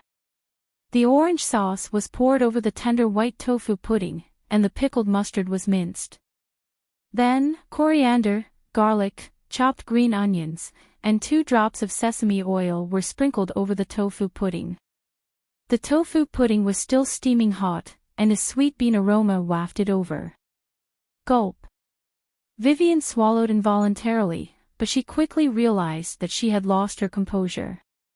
She cleared her throat and sat up straighter as she said, "I actually only wanted to eat the spicy grilled fish, but seeing as the grilled fish isn't ready yet, I'll have to try this first." However, I still think the spicy grilled fish is the best. Yabamiya merely smiled and didn't say anything. She discovered that this young man was quite interesting. He was talking to himself from time to time, but he seemed to have a good personality and wasn't an unreasonable person. Vivian picked up a spoon and gently scooped up a spoonful of tofu pudding. The spoon sliced through the tofu pudding as if it were slicing through water, and a hint of tender white was revealed beneath the orange sauce. As the spoon drew closer, the aroma of the tofu pudding became even more pronounced, and Yabamiya's eyes also lit up. Due to her poor health, her daily diet was very bland. As such, whenever she snuck out of the house, she liked to find some food with strong flavors to give her taste buds a taste. However, even though this tofu pudding was bland, it struck her with the urge to devour it. The tofu pudding slid down his tongue, and the savory sauce and sweet tofu pudding melted in his mouth. The flavors of the side dishes also blossomed in his mouth, creating a refreshing and delicious combination. After swallowing, the faint fragrance of beans lingered in his mouth for a long time. It's so delicious. What is this? How can it be so smooth and tender? It's not made from water, but it melts at the slightest touch. There's also a hint of freshness in it, it's the aroma of shrimp. Even those tiny shrimp are exuding such a delicious aroma. Even the taste of the most common pickled vegetables seems to be different from other vegetables. The savory flavor is just right, and it's refreshing without being greasy. Vivian stared at the tofu pudding before her with incredulity in her eyes. This was a completely different flavor from the spicy grilled fish, but it was just as intoxicating. How could one mouthful be enough? Such delicious food was so delicious that she couldn't stop eating.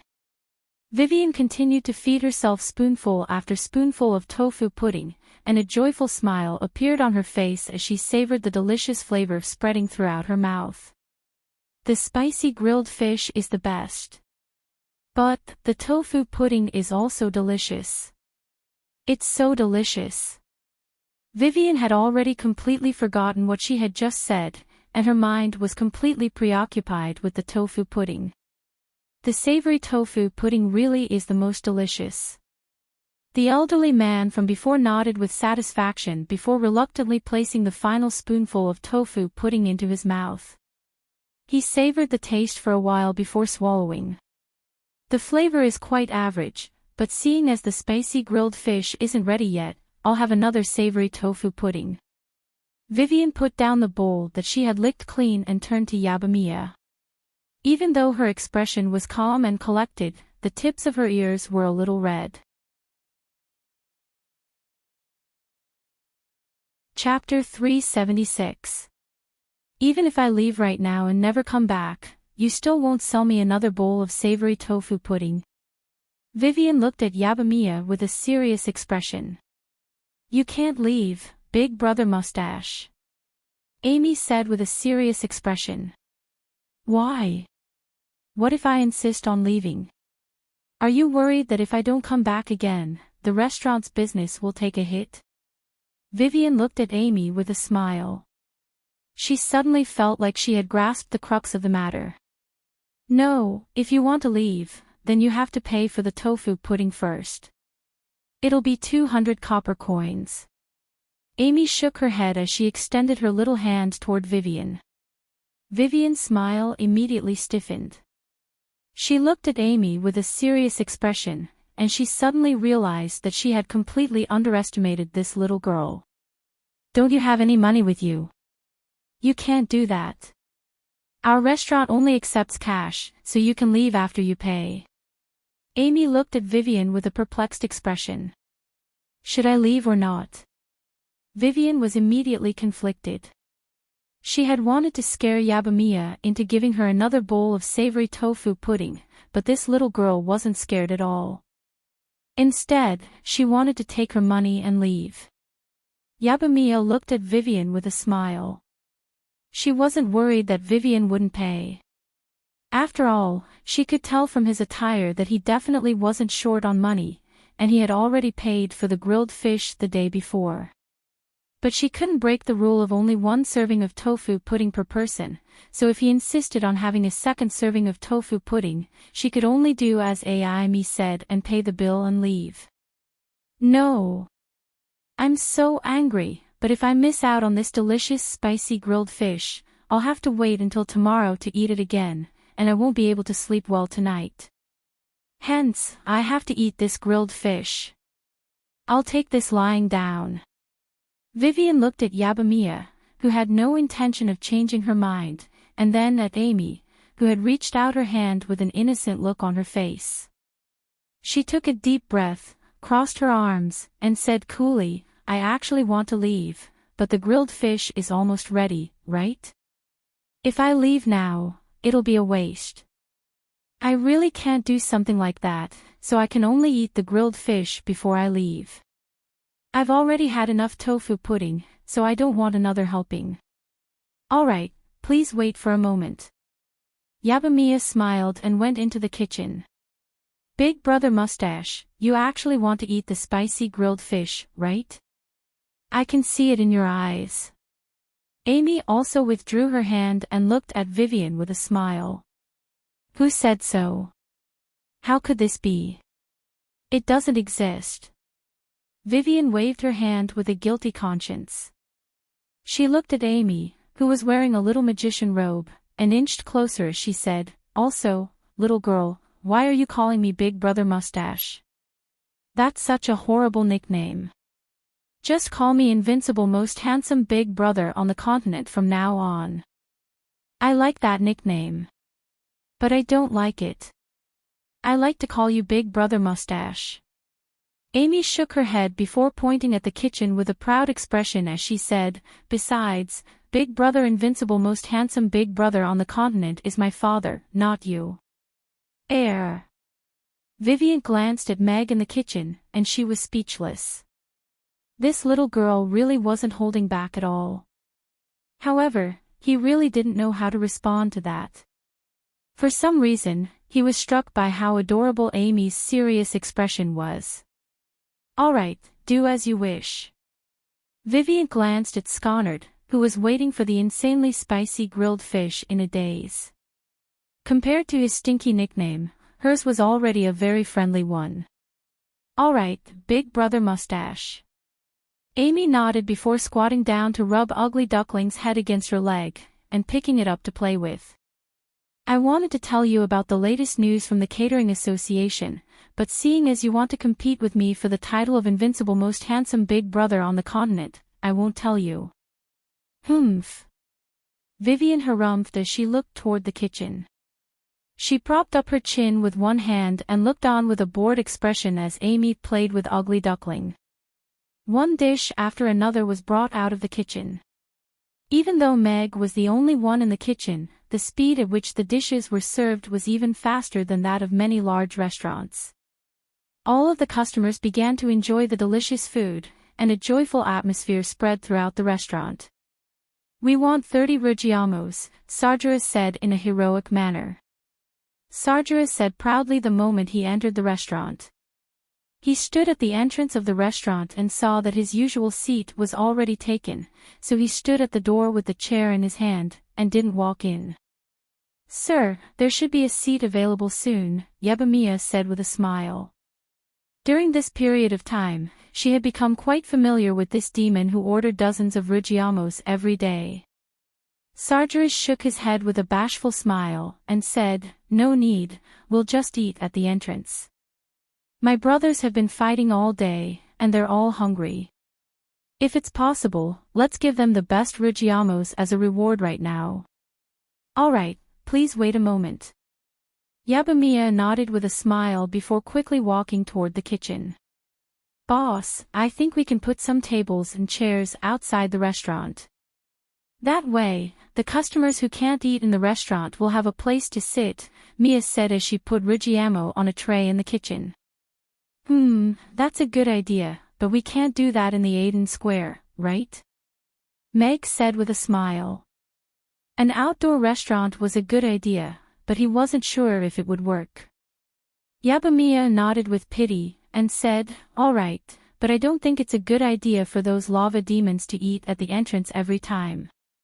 After all, they're already very tired when they come to eat, and they still have to stand." That's indeed a problem. Meg also glanced at the door upon hearing that. A few lava demons were standing outside the floor-to-ceiling windows and looking into the restaurant. All of them had some injuries on their bodies, and it seemed like they had just returned from the wilderness. Eating dozens of rugiamos every day was a lot of pressure for them. They had to do many mercenary missions to earn enough money to buy rugiamos. If they could sit down and enjoy the delicious food, it would be a good consolation for them after a hard day's work. Ding-ling. Chapter 377. What is she doing here? Meg's eyes widened at the sight of the woman who had just entered the restaurant. She appeared to be around 20 years of age, and was extremely beautiful. Her skin was as fair as snow, but her expression and disposition were extremely cold. Wasn't she the frost dragon that he had encountered at the gates of Chaos City? Meg had an extremely good memory, but he had only taken an extra glance at her in the crowd at the gates of Chaos City, so there shouldn't be any grudges between them. Furthermore, both Crassus and Julian were in the restaurant, so he didn't have to worry about her causing trouble. He was just curious as to why an otherworldly celestial maiden like her would come to the restaurant. Could it be that she was here to eat? Elizabeth's brows furrowed slightly at the sight of the bustling restaurant. There were all types of strange smells in the air, and a hint of displeasure appeared on her face. She didn't like human food, and she didn't like all kinds of strange condiments in her food. It made her feel as if she had eaten something strange. She had come here today for the half-dragon girl that she had seen the other day. She had gone to some places during the past few days, and had taken care of some people who were following her. Even though the matter hadn't been completely resolved yet, at least she didn't have to worry about being followed. Hence, she had come here today to confirm whether that was the half-dragon girl she was looking for. "Welcome." Yabamiya made her way over to Elizabeth with a smile, and her eyes lit up as she looked at her. Her mouth gaped open slightly, and she immediately fell silent. What a beautiful girl. She's like a goddess, and, why do I sense a familiar aura from her body? It's like a mother's. Yabamiya was a little perplexed as she stared at Elizabeth. She is indeed a half-dragon girl, but why is her bloodline so strange? She has a pair of eyes of different colors. If she were a golden dragon, then both of her eyes should be golden. There's no way that a human bloodline can rival a golden dragon's bloodline. That's only possible in low-tier dragons. Elizabeth was also sizing up Yabamiya. Her deep blue eyes were filled with confusion. She could sense a familiar aura from Yabamiya, but this was her first time coming into contact with a half-dragon. She wasn't sure if it was due to the dragon aura or bloodline. Elizabeth stood at the door with her hands hanging by her sides. Yabamiya, who was holding the tray in her arms, stood with her left leg in front of her. The two of them stood facing each other as if they were frozen in place. A cold aura spread from the entrance of the restaurant to the entire restaurant, causing many customers to shiver and look towards the entrance of the restaurant. What a beautiful girl. This was the thought that arose in many people's hearts. The ice beauty was indeed pleasing to the eyes. However, this kind of coldness was not just something that looked cold. It was truly cold. This cold aura isn't magic. Could it be a frost dragon? Sargeras, who was standing beside the door, looked at Elizabeth with a hint of surprise. As a lava demon, he was more sensitive to ice.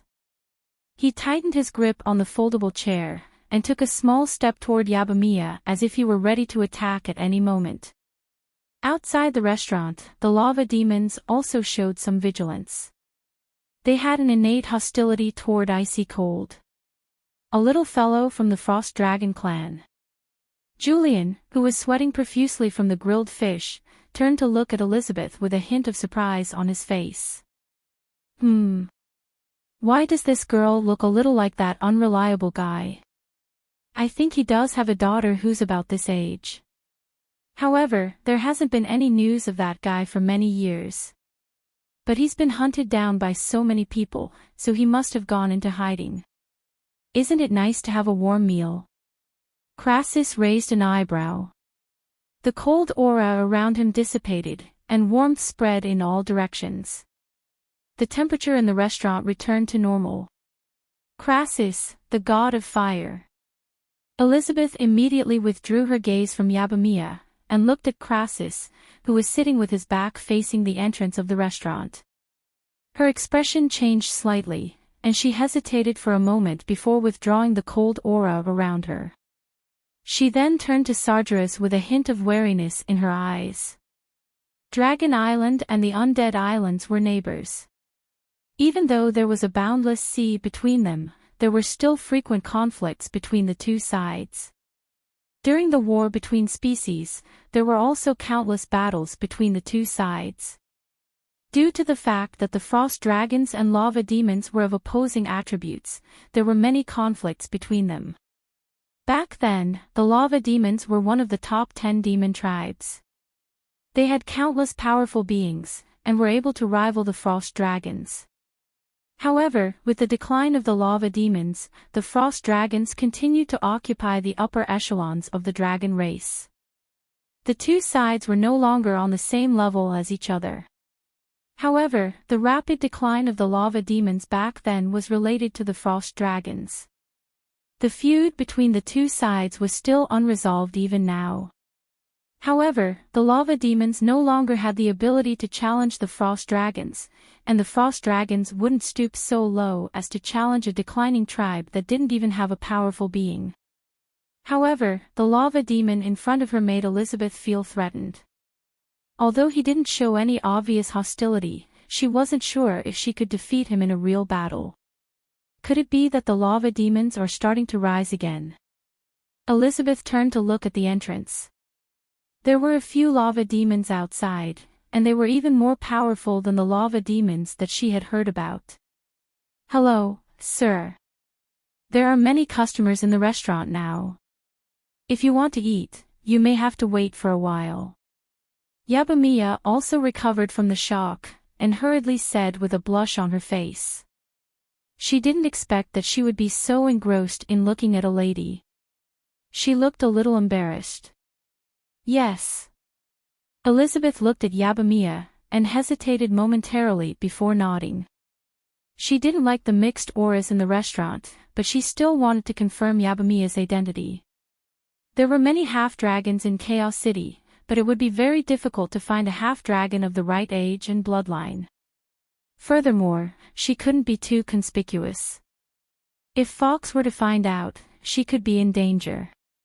Before she truly awakened her dragon bloodline, she was no different from a normal human. A frost dragon, huh? There seems to be more dragons coming to Chaos City recently. Could it be that the negotiations between the demons and the dragons are about to begin? But this girl really is beautiful, and her cold temperament is amazing. Next time, I have to bring Luna to see her. Vivian was also a little surprised to see Elizabeth, and her eyes were filled with amazement. Chapter 378. Not long after that, Yabamiya made her way over to Elizabeth and said, "Hello, there's a seat over there. You can take a seat there. I don't like to sit with others." Elizabeth's brows furrowed slightly as she looked at the seat that Yabamiya was pointing at. There were 3 people at the table, 2 tall and burly orcs munching on rugiamos, while a dwarf was eating spicy grilled fish. He was panting heavily with sweat pouring down his face. "My apologies, but our restaurant has to share tables when there are a lot of customers, so we don't prepare individual tables for our customers. If you don't mind, perhaps you can wait for a while longer, and I'll arrange a more suitable seat for you." Yabamiya could tell what Elizabeth was thinking, and hurriedly offered an explanation. In her eyes, all customers were the same, but it didn't seem appropriate for Elizabeth to share a table with them. All right. Elizabeth was already preparing to leave, but she hesitated momentarily at the sight of Yabamiya's earnest expression, and nodded in the end. You can sit over there, we just so happen to have another empty seat. Yabamiya looked around, and her eyes immediately lit up as her gaze fell on Vivian's table. The customer sitting across from Vivian had just paid his bill and left. Elizabeth took a glance at Vivian, and discovered that the man appeared to be a human, but he was quite clean. There were two elegant human women sitting at the same table with him, and she hesitated momentarily before making her way over to that table and taking a seat across from Vivian. Vivian was just about to try the spicy grilled fish that had just been served, and she turned to Elizabeth with a hint of surprise in her eyes. This is the spicy grilled fish, and it's super delicious. Would you like to try it? Having grown up in the Castellan's mansion, she had seen countless powerhouses since she was young. She had even seen quite a number of level 10 dragons. Naturally, she would not be timid in front of Elizabeth. Moreover, she had a good impression of such a beautiful frost Wyrm.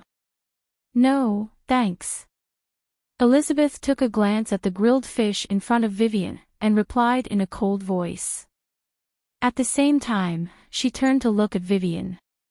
Under normal circumstances, any man who dared to speak to her in such a manner would already be dead. That's too bad. Vivian shrugged nonchalantly. She picked up her chopsticks, picked up a piece of tender fish, and slowly put it into her mouth. The spiciness of the fish was far more intense than last night, and her tongue and mouth were completely numbed in an instant. After that, she regained her senses, and the fragrant fish skin and tender fish meat melted in her mouth. Vivian couldn't help but close her eyes, but the scorching sensation in her throat made her want to scream. As expected, super spicy and medium spicy were completely different. She had never tasted anything as spicy as this before. If this wasn't the pinnacle of spiciness, then she couldn't imagine what the insanely spicy level was like. Stab stab, Vivian's expression changed slightly when she heard the sound of her clothes struggling, but she quickly relaxed again. She was wearing her loosest gown today, and she didn't wrap her clothes too tightly around her chest. Even though the spiciness level had increased, she didn't have to worry about her clothes bursting open. It's so spicy that I want to scream, but it's simply too delicious. Vivian exhaled as she looked at the grilled fish before her with glowing eyes. She took one bite after another to suppress the spiciness in her mouth. A scorching sensation spread throughout her entire body, and a faint mist quickly rose up from her body. This was the glacial chi that had been forced out of her meridians. There was far less of it compared to the day before, but it was still very effective. What's this? Elizabeth looked at Vivian, who was quickly immersed in the spicy grilled fish and completely ignoring her. After staying in the restaurant for a while, she had already slowly grown accustomed to the aroma in the restaurant. Even though the aroma was still quite chaotic, she was surprised to find that it wasn't that bad. Instead, it was a little enticing. That's right, enticing. This was an aroma that she had never smelled before. She didn't know what kind of food was releasing this aroma, but this was the first time that she had discovered that food cooked by humans could be so enticing. In fact, she was even struck by the urge to salivate. The most pronounced aroma was most likely that of the grilled fish before her, which was covered in some unknown red sauce. The pungent spiciness displeased her, but the aroma imbued within it made her want to try it. I didn't know that cooked fish would have such a fragrant aroma. It's completely different from eating it raw. Elizabeth thought to herself as she looked at Vivian, who was eating one spicy grilled fish after another with an elated expression on her face. She couldn't help but swallow involuntarily. It really did look delicious. What would you like to order, dear customer? Yabamiya made her way over to Vivian with a smile. She had a strange feeling toward Elizabeth, and this feeling was quite peculiar. She had never felt this way toward anyone else before, but she didn't know how to ask, so she could only keep it to herself. "I'll have this," Elizabeth said as she pointed at the grilled fish in front of Vivian. "Didn't you just say you didn't want it?" Vivian raised her head with a peculiar expression. She stuck out her tongue, feeling as if it didn't belong to her anymore. "I changed my mind," Elizabeth replied in a matter-of-fact manner. "You really aren't putting on an act at all." Vivian clicked her tongue. If she were in Elizabeth's shoes, she would definitely find an excuse to not feel so awkward. "Do you have a problem with that?" Elizabeth asked. "No." Vivian shook her head and continued to eat. "Dear customer, this is the spicy grilled fish. There are 4 flavors and 3 sizes. You can take a look at the menu before you make your choice. If you don't like spicy food, I suggest you order." Yabamiya pointed at the menu on the table. "Just like him," Elizabeth replied. "Dear customer, you ordered the super spicy grilled fish. Are you sure you want the super spicy grilled fish?" Yabamiya looked at Elizabeth with a serious expression. She could already handle spicy food, but the medium spicy grilled fish was already a little too much for her, so the super spicy grilled fish and the insanely spicy grilled fish must be even more extraordinary. "Yes." Elizabeth nodded, and fell silent as she looked at the ring on her right thumb. "All right, please wait a moment." Yabamiya nodded before turning and making her way to the kitchen. Dragons don't usually eat cooked food, right? If someone who's never had spicy food before tries the super spicy grilled fish, look at her clothes. Vivian glanced at Elizabeth with a hint of interest in her eyes. Not long after that, Elizabeth's grilled fish was also served. Elizabeth looked at the grilled fish that was covered in red chili, and picked up her chopsticks with an unaccustomed expression. She picked up a piece of fish that was covered in red sauce in a slightly clumsy manner, and placed it into her mouth. Many people in the restaurant turned toward her, and even Meg stopped what he was doing in the kitchen. He was curious to see how a giant dragon would react after eating the spicy grilled fish, especially an icy beauty like Elizabeth. "What the hell is this?" A numbing sensation instantly spread in her mouth, and Elizabeth's fair and tender face flushed red. A stream of heat rapidly circulated in her body, as if countless hands were tickling her. What made her even more flustered was that the long dress made of ice and snow on her body was actually showing signs of bursting. Rip. Chapter 379. All of the customers in the restaurant turned their attention to Elizabeth, and all of their eyes lit up upon hearing the screeching sound. A bright silver light then lit up the restaurant, and a huge white snowflake appeared beneath Elizabeth's feet. The light then disappeared in a flash, and Elizabeth had already disappeared from her seat. "Ha! Why did Big Sister suddenly disappear?" Amy held Ugly Duckling in her arms with a surprised expression as she looked around with curiosity. Where did she go?" Many customers in the restaurant looked at this scene in surprise, not knowing why Elizabeth suddenly disappeared. Did she teleport away? Meg was also a little surprised. He took a glance at the empty seat before continuing to cook. "Her mastery of the ice and frost domain is quite good. Looks like she really is that guy's daughter. She's much prettier than her." Julian also didn't say anything. "What a pity. She ran away." Vivian faltered slightly upon hearing this before murmuring to herself with a wistful expression. Countless people were thinking the exact same thing. In the air outside the restaurant, a white light flashed, and a frost dragon that was over 30 meters in length appeared. It then opened its mouth to expel a ball of flames, and let loose a deafening dragon's roar as the front half of its body turned red. Why is this frost dragon able to expel fireballs? It's so strange. What a beautiful frost dragon. But that woman just then disappeared after taking a bite of the grilled fish, and this frost dragon that's spewing fireballs suddenly appeared. Could it be that the woman just then was this frost dragon? I think that's most likely the case. Could it be that Mr. Mac spiked the grilled fish? How did he force the frost dragon to reveal its true form? All of the customers couldn't help but discuss among themselves as they looked at the frost dragon in the air through the floor-to-ceiling windows. She transformed back into her dragon form. Thank God she can teleport. If she were to reveal her true form in the restaurant, the entire restaurant would be packed to the brim. Looks like I'll have to be more careful when dealing with dragon customers in the future. Meg was also slightly startled by the dragon's roar. A dragon that was over 30 meters in length was far too massive. What the hell is this? Why was it so irritating?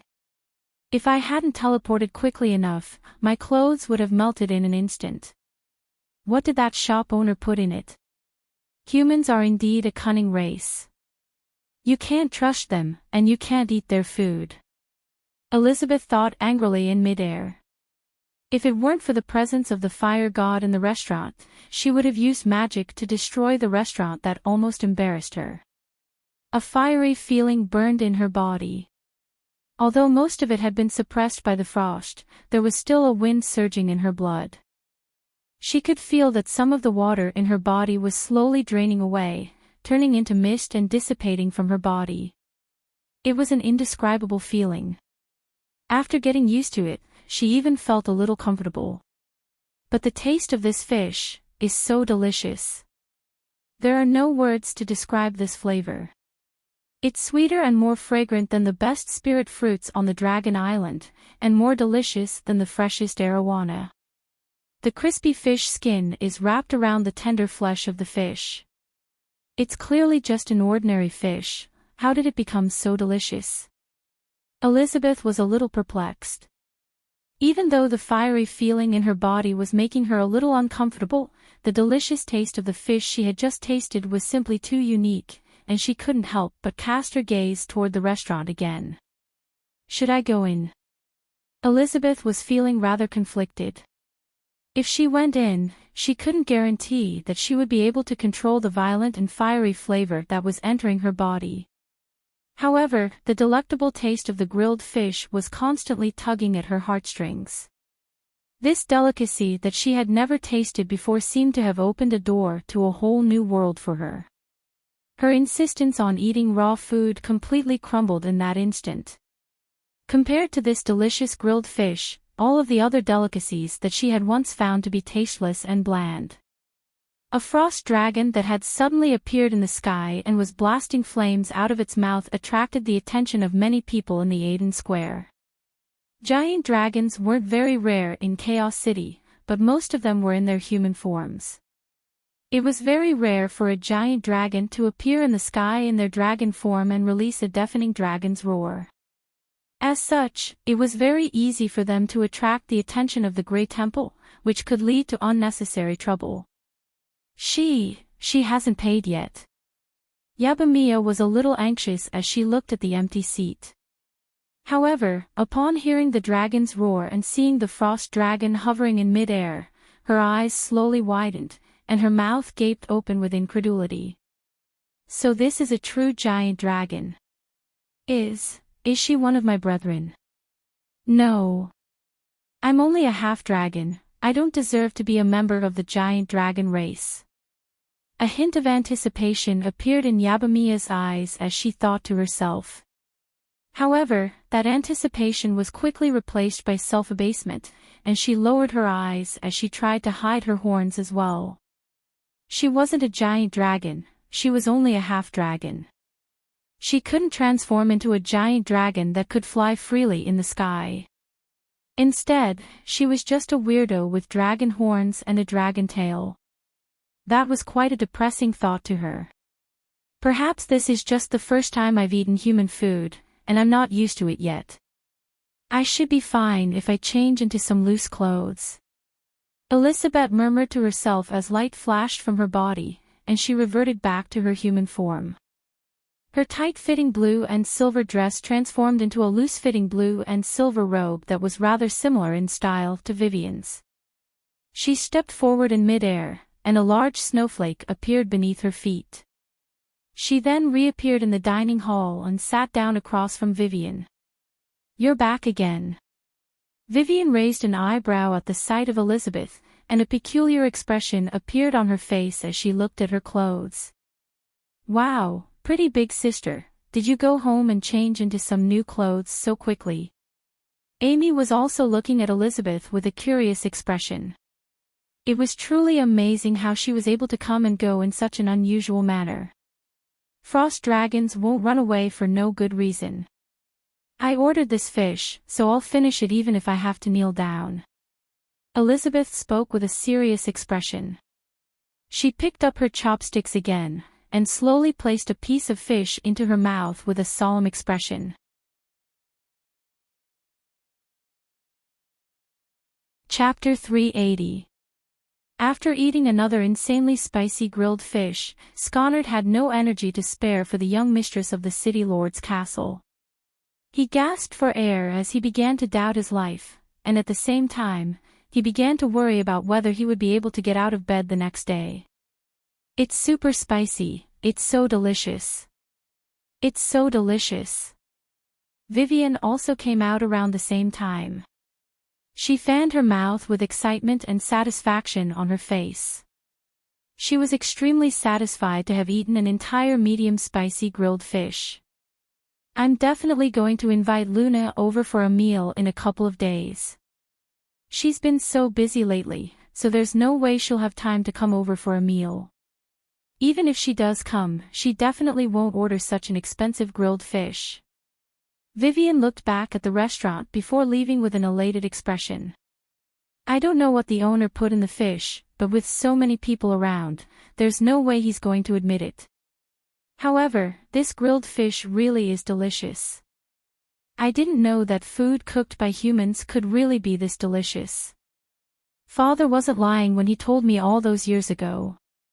Elizabeth walked out of the room with a complex expression on her face. Her face was flushed red, and before she knew it, she had already finished the entire grilled fish. Even though her body still reacted a little violently during the process, she was now prepared, so she didn't end up in any awkward situations. "This fish is imbued with powerful fire attribute energy and is extremely invasive, but it's not harmful to my body. Instead, it feels like it's unblocking my bloodline. Also, I'm sweating." Elizabeth stroked a finger over her forehead, and a bead of sweat appeared on her palm. A hint of surprise appeared on her face. As a frost dragon, she had almost never sweated in her entire life. Even in battle, she was rarely able to sweat to her heart's content. But today, in a restaurant owned by humans, she was actually sweating because of a grilled fish. It was really a special experience. "Looks like I'll have to wait here for a while longer." Elizabeth turned around to look at Yabamiya, who was busy serving the dishes. She had been observing Yabamiya for quite some time during the meal, but she still couldn't tell if Yabamiya was a hybrid of a dragon and a human. The easiest way to find out was to ask her directly. She wasn't used to wasting too much time on an unrelated person. "Mr. Mack, the delicious cuisine rankings will be released tomorrow. Is Mamie's really not going to make it onto the rankings?" a customer asked Meg regretfully as the door was closing. "This matter is not within my control. Perhaps there will be a miracle." Meg shook his head with a smile. In reality, he had already given up all hope. No matter what happened to the catering association, no one would care if a restaurant that had only been open for a month made it onto the rankings. "Boss, Xiaomi, see you tomorrow." Yabamiya and Sally bid farewell to Meg and the others and left. "Huh? Who's that?" Yabamiya and Sally had only just left when they noticed Elizabeth standing not far away from the entrance of the restaurant. She was wearing a long dress made of ice, and her back was facing the restaurant as she looked up at the sky.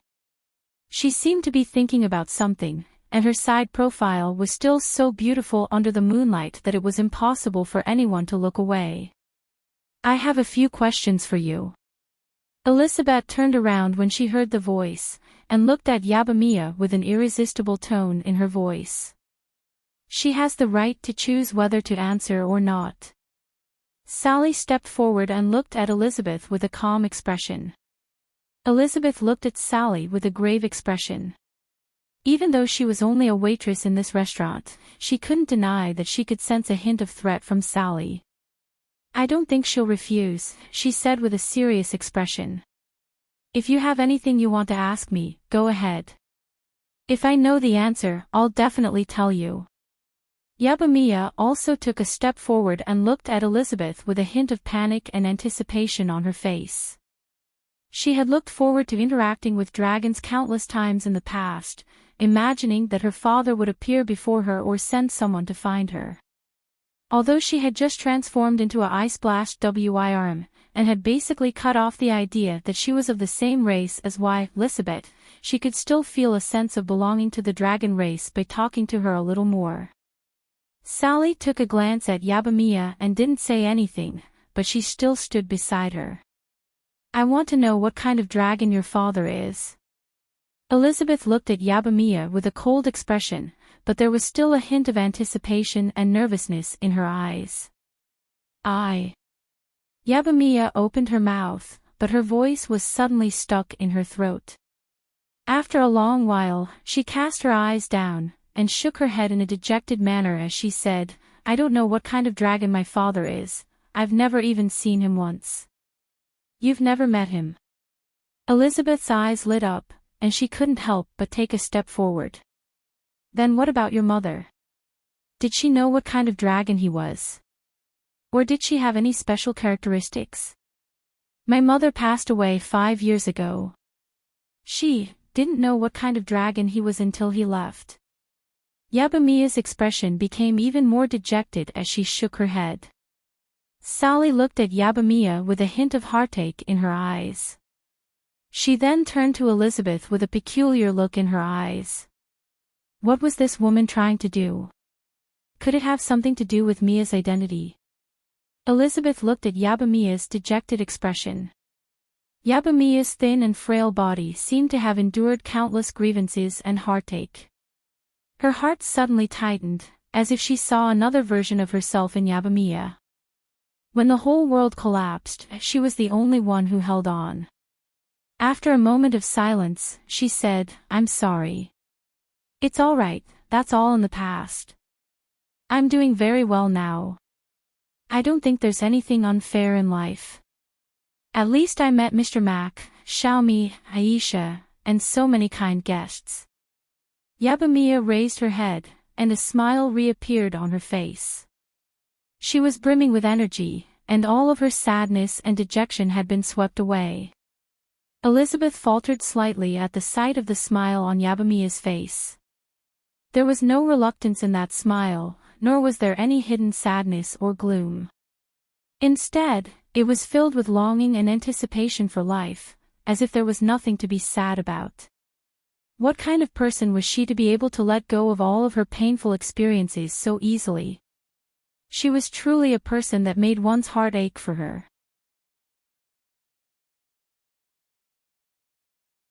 Chapter 381.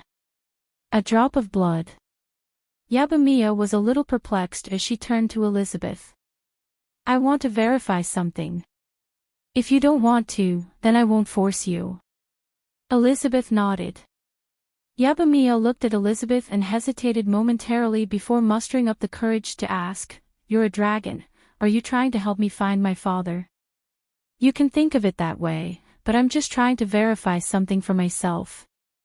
I can't promise that I'll help you find your father." Elizabeth nodded before shaking her head. "All right, I'll do whatever you need." Yabamiya nodded and extended her hand. "I don't know why you're looking for Mia, but I still want to ask why you're looking for her." Sally stood in front of Yabamiya and asked Elizabeth, who was making her way toward them. "I can't tell you that, but I can promise you that I bear no ill will toward her." Elizabeth stopped in her tracks and looked at Sally with a serious expression. Sally stared into Elizabeth's eyes for a while before stepping aside. Dragons were a proud race, so they wouldn't lie for no good reason. Elizabeth made her way over to Yabamiya, and a thin ice needle appeared on her fingertip. She looked into Yabamiya's expectant and nervous eyes, then pricked her fingertip with the ice needle. Ah, Yabamiya let loose a faint moan, but quickly suppressed it. She looked at the drop of golden blood that slowly rose from her fingertip, and her eyes widened with incredulity. The drop of golden blood was enshrouded in a layer of translucent ice, and it slowly rose until it was level with Elizabeth's eyes. A golden bloodline. It's surprisingly pure. The bloodline of a golden dragon is also golden, but if you're a golden dragon, then the bloodline power within your bloodline should be even more powerful. Elizabeth looked at the blood bead in front of her with a puzzled look in her eyes. Her left hand gently swiped the ring on her right hand, and a palm-sized silver crystal fell into her hand. She then threw it out, and it landed just below the blood bead, and it also floated in midair. The drop of blood suddenly lost its support, and it plummeted to the ground before exploding on top of the silver crystal. The drop of golden blood scattered in all directions and was absorbed by the silver crystal. The crystal, which was glowing with a faint silver light, suddenly lit up and began to spin rapidly. A ray of light shot out from the crystal like a projector, and an image appeared in the air. The image gradually became clearer, and a sweet-looking woman appeared. She looked to be about 30 years old, and she was wearing an old floral dress. Although her face was a little pale, it was still difficult to hide the gentleness and delicacy in her eyes. Mother. Yabamiya looked at the woman in the image, and she couldn't help but take 2 steps forward. She stared at her in a daze, and tears were already flowing down her cheeks. How could this be? Elizabeth was also surprised when she saw this. She had gone back to the Dragon Island to get the photographic stone. Its special effect was that it could reveal the origin of one's bloodline through blood. That was why Yabamiya gave her a drop of blood. But now, the photographic stone only showed the image of a woman. That was not normal at all. But when she saw Yabamiya's expression, her gaze softened. If it was her mother who appeared in the image, she would be even happier. She had even forgotten what her mother looked like. The photographic stone would not show her mother's face. The photographic stone didn't last for long, and the image gradually darkened. In the end, a dragon-shaped shadow appeared for a moment, but it disappeared in a flash. It was so blurry that only a rough outline could be seen. It was impossible to tell what kind of dragon it was. Sorry, it seems that my bloodline is not pure enough. I can't tell what kind of bloodline I have. Yabamiya stared at the image for a while before coming to her senses. She looked at Elizabeth with an apologetic expression. There were still 2 streaks of tears on her face, and she looked very pitiful. It's okay. Perhaps you are a very special existence. We may meet again. Elizabeth shook her head. Although her voice was cold, there was no blame in it. However, she could not hide the disappointment in her eyes. She put away the photographic stone, turned around, and left.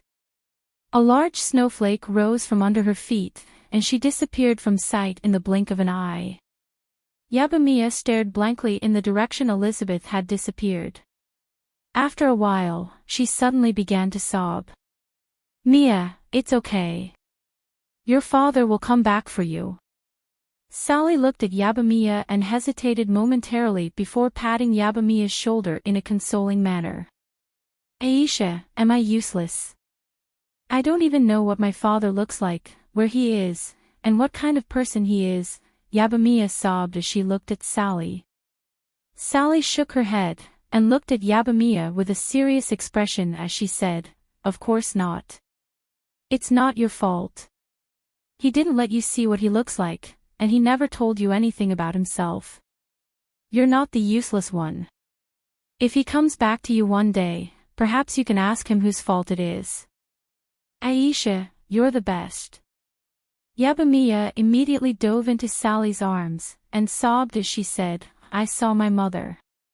It's been so many years, and I've almost forgotten what she looks like. She's still the same. Sally spread open her arms, and her stiff expression gradually softened as she listened to Yabamiya's words. She slowly hugged Yabamiya, and patted her back gently. She didn't say anything, and simply listened to her. There's no way a dragon bloodline that's been suppressed by a human bloodline could be a golden dragon. The golden dragon bloodline is no less inferior to the frost dragon bloodline, so there's no way she's her. It's a pity. Elizabeth murmured to herself as she walked down a long alley. She suddenly turned to the side, and her eyes narrowed slightly.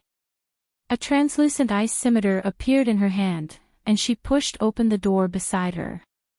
The final rankings of the Aiden Square food competition this month are going to be announced today. I wonder if there'll be any big changes. TSK, what else could there be? It'll definitely be based on yesterday's rankings. It's the last day, there's no way any restaurant will be able to make it into the top 30. Under the magic screen in the Aiden Square, many people were waiting for the official announcement of this month's Aiden Square food competition. What a pity. Mamie should have made it into the top 100 with all 5 of her dishes, but she didn't make it off the rankings. I don't think there's any need for this ranking anymore, Harrison sighed in a forlorn manner. Indeed, what a pity. George nodded in agreement. This is great, boss. Our restaurant is definitely going to take 29th place this time. Business is going to be even better next month. The employee turned to Ricky with an excited expression. Of course.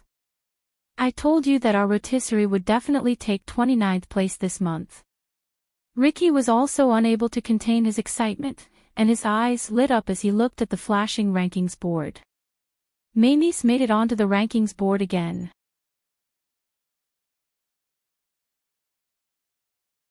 Chapter 382. Braised chicken and rice, Mamie's, 29th place. Laggi Reggiano, Mamie's, 35th place. Savory tofu pudding, Mamie's, 67th place. Sweet tofu pudding, Mamie's, 68th place. Yangzhou fried rice, Mamie's, 88th place. A series of voices rang out from the crowd, and the atmosphere was instantly livened up. Many of Mamie's customers had come to check out the rankings board, and they had all given up hope, but to their surprise, Mamie's had made it back onto the rankings board. Boss, where's our rotisserie? The employee asked in a panicked manner. He scanned the rankings board several times, and even the last few rankings boards, but he still couldn't find the words Ricky's rotisserie anywhere. TH. This is definitely impossible. We paid so much money, and the Chamber of Commerce said they'd get us onto the rankings board. How could this be? Ricky was also in a complete panic. He scanned the rankings board over and over again, but he couldn't find any trace of Ricky's rotisserie. Furthermore, the words Mamie's that had originally belonged to Ricky's rotisserie at 29th place made him almost unable to open his eyes. How could that restaurant appear again? Impossible. This is impossible. It's already been removed from the rankings board. It's never going to make it onto the rankings board again. Impossible, this is fake, this has to be fake. Your catering association, give me an explanation. How could something like this happen? Where did my Ricky's rotisserie go? Ricky rushed over to the employees of the catering association and grabbed one of them by the collar as he roared in a frenzy. The dream that he had worked so hard for had suddenly been shattered, and this was simply too much for him to accept. He needed an explanation. Why had that restaurant appeared again, and why had it taken over his 29th place? Why had his rotisserie disappeared? Even if it was only in 30th place, it was still better than it completely disappeared. Sir, the rankings board was provided by the association, so it has nothing to do with me. If you have any questions, please speak your mind. Can you let me go first? The employee who had been grabbed by Ricky's collar said in a panicked manner. That's right. Why did our restaurant disappear as well? Do you know how much effort we put in to get onto the rankings board? What right do you have to remove us from the list without any explanation? Isn't the Catering Association worried that something like this could happen? We are members of the Aden Chamber of Commerce. The Aden Chamber of Commerce won't sit by and do nothing. In addition to Richie, some of the restaurant owners who were suddenly removed from the rankings also squeezed forward and questioned him aggressively. Right at this moment, Robert made his way over to Ricky with a serious expression and said, "Sir, I am the new president of the Catering Association, Robert. Please release our employee. Otherwise, you could be arrested for threatening an employee of the City Lord's castle." New president. Isn't the president of the Catering Association the chubby one? Why did it suddenly become him? Yeah, it's really strange. The list has also changed. Many of the restaurants that were originally ranked at the top have disappeared. Everyone looked at Robert with some surprise in their eyes. Staff of the City Lord's Mansion. How can the Catering Association be considered staff of the City Lord's Mansion? Ricky wore a stern expression as he looked at Robert with a stern expression. In the end, he released the employee's hand and clenched his fists as he said, "Seeing as you're the new president of the Catering Association, why don't you tell me why Ricky's rotisserie was ranked 29th on the rankings board yesterday, but it's nowhere to be seen today? What kind of shady business has your Catering Association been involved in?" That's right, our restaurant has also disappeared. All of our hard work has gone down the drain. If the Catering Association can't give us a reasonable explanation, we definitely won't let this go. All of the other restaurant owners chimed in as well. However, even though they were all very emotional, none of them were as reckless as Ricky. They still maintained a basic level of respect toward the Catering Association and Robert. After all, the rankings board would be controlled by the Catering Association in the future, so it wasn't a good idea to provoke them. Ricky's rotisserie has been removed from the rankings board due to illegal practices, including service, hygiene, and taste. After an investigation by the association, it will be banned from the Aden Square food competition for the next 3 months. Robert looked at Richie with a solemn voice. He was looking at Richie as if he was looking at a worm. Everyone instantly fell silent. All of the customers were looking at Ricky with disgust and disdain in their eyes. They finally understood why the food on the Aden Square food competition was becoming more and more unpalatable. It turned out that these restaurants hadn't gotten onto the rankings board by relying on their own abilities. All of the other restaurant owners' expressions changed drastically upon hearing this. Not only had the president of the Catering Association suddenly changed, but he had also taken such drastic action in just a single day. All of their restaurants had been removed from the rankings board, and they were banned from the rankings board for the next 3 months. This was a disaster for all of the restaurants that had climbed onto the rankings board by relying on the rankings board.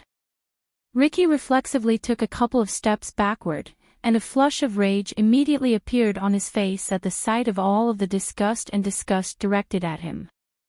Bullshit. You're slandering me. I'm going to report you to the City Lord's castle.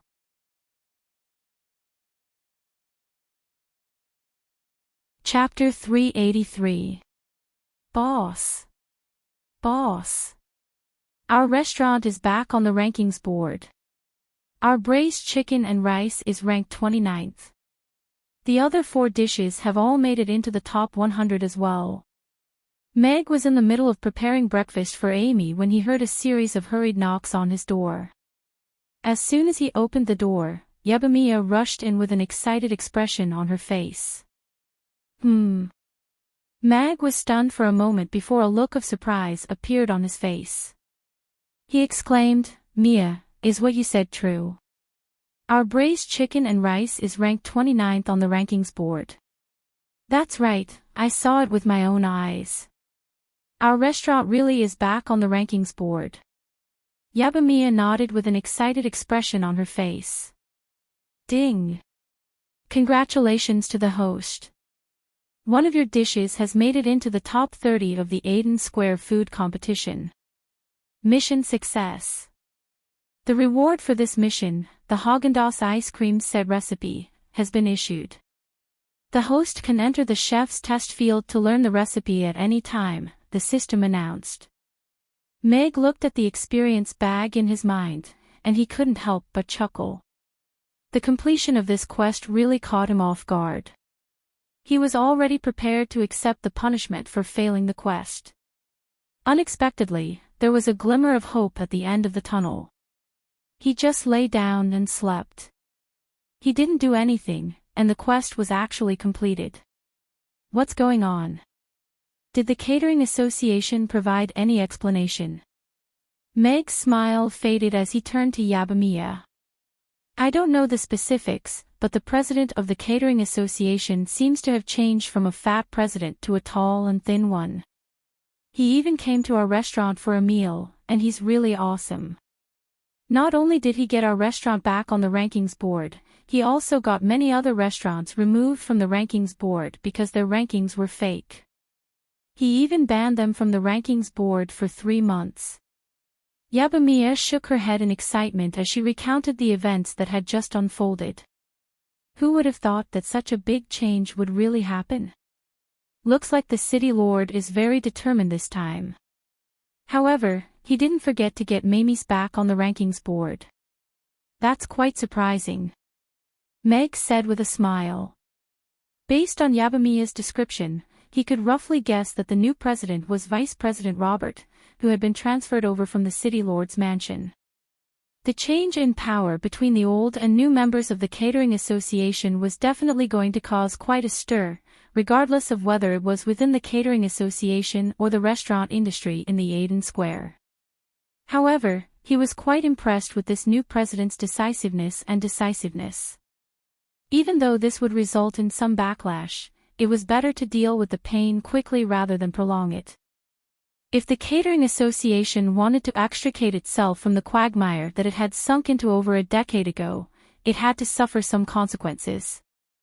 That was unavoidable.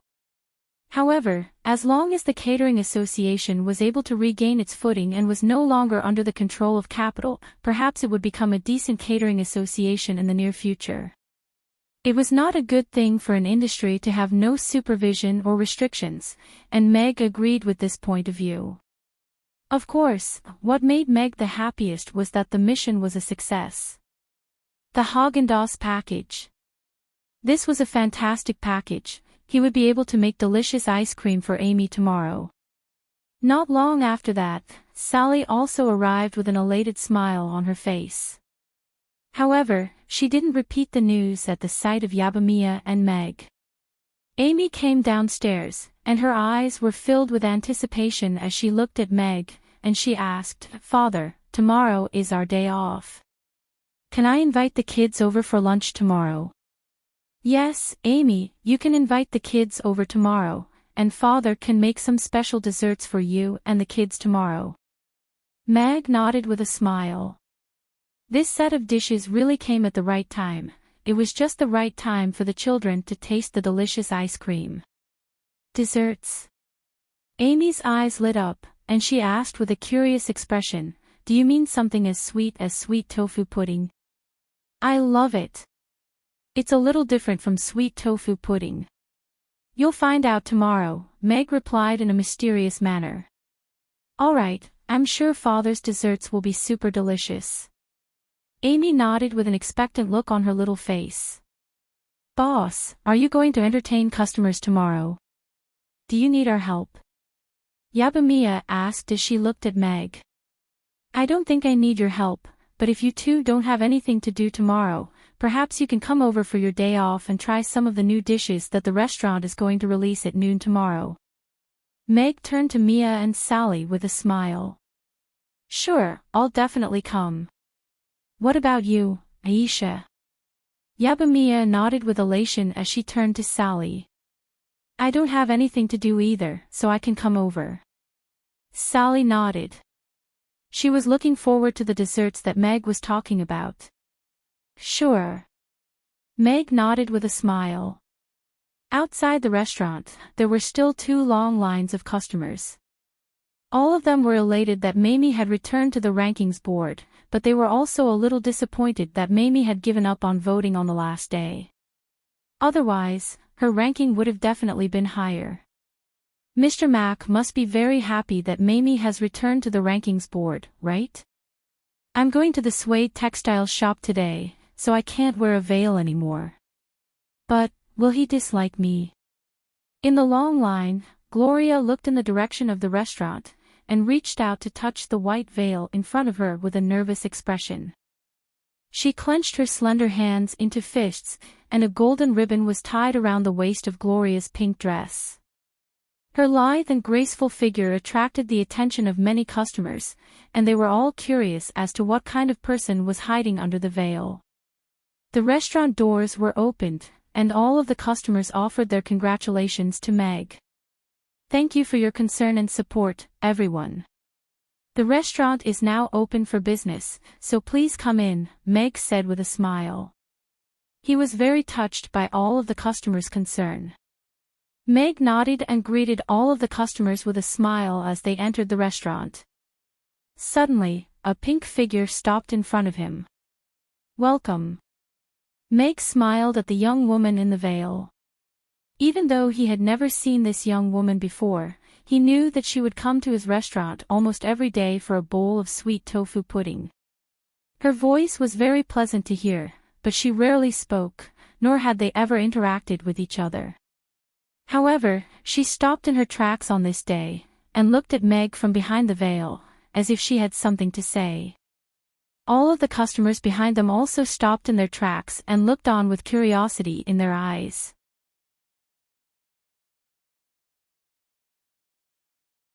Chapter 384.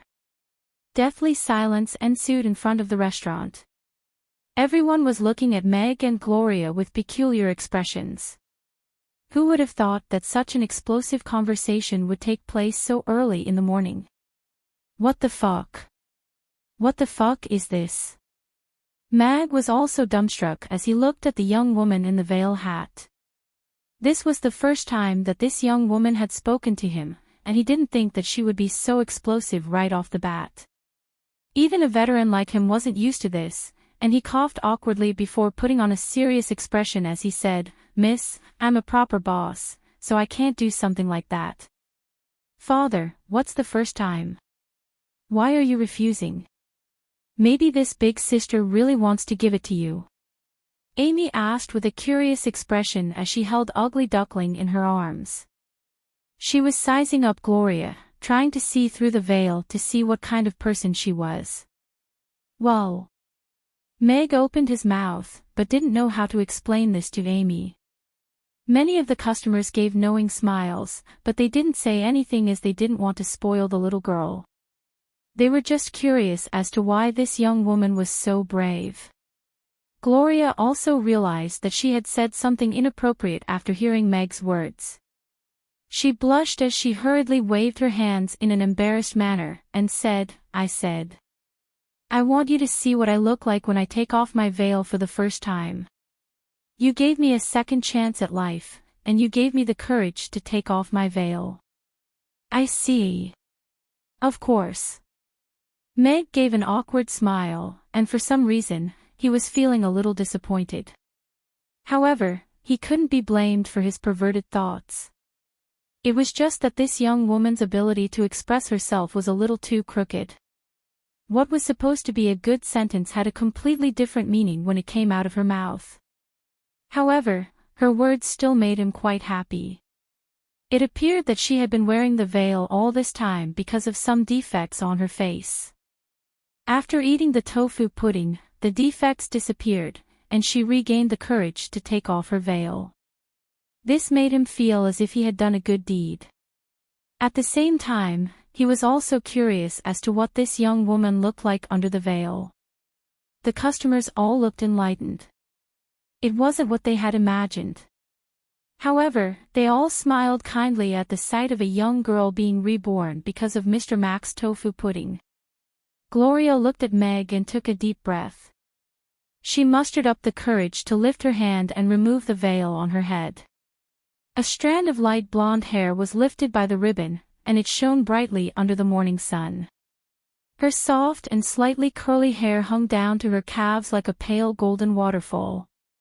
Her delicate facial features looked as if they had been sculpted by God with the most delicate skills. Her light purple eyes were clean and clear. She could hear the sound of her heart beating like a drum, and she was elated, but also a little nervous and conflicted. "What would you like to order?" Yabamiya made her way over to her with a smile. "I'd like a sweet tofu pudding and a plate of Yangzhou fried rice." "Thank you." Gloria nodded. "You're welcome. Please wait a moment." Yabamiya nodded, but she suddenly stopped when she was about to turn around.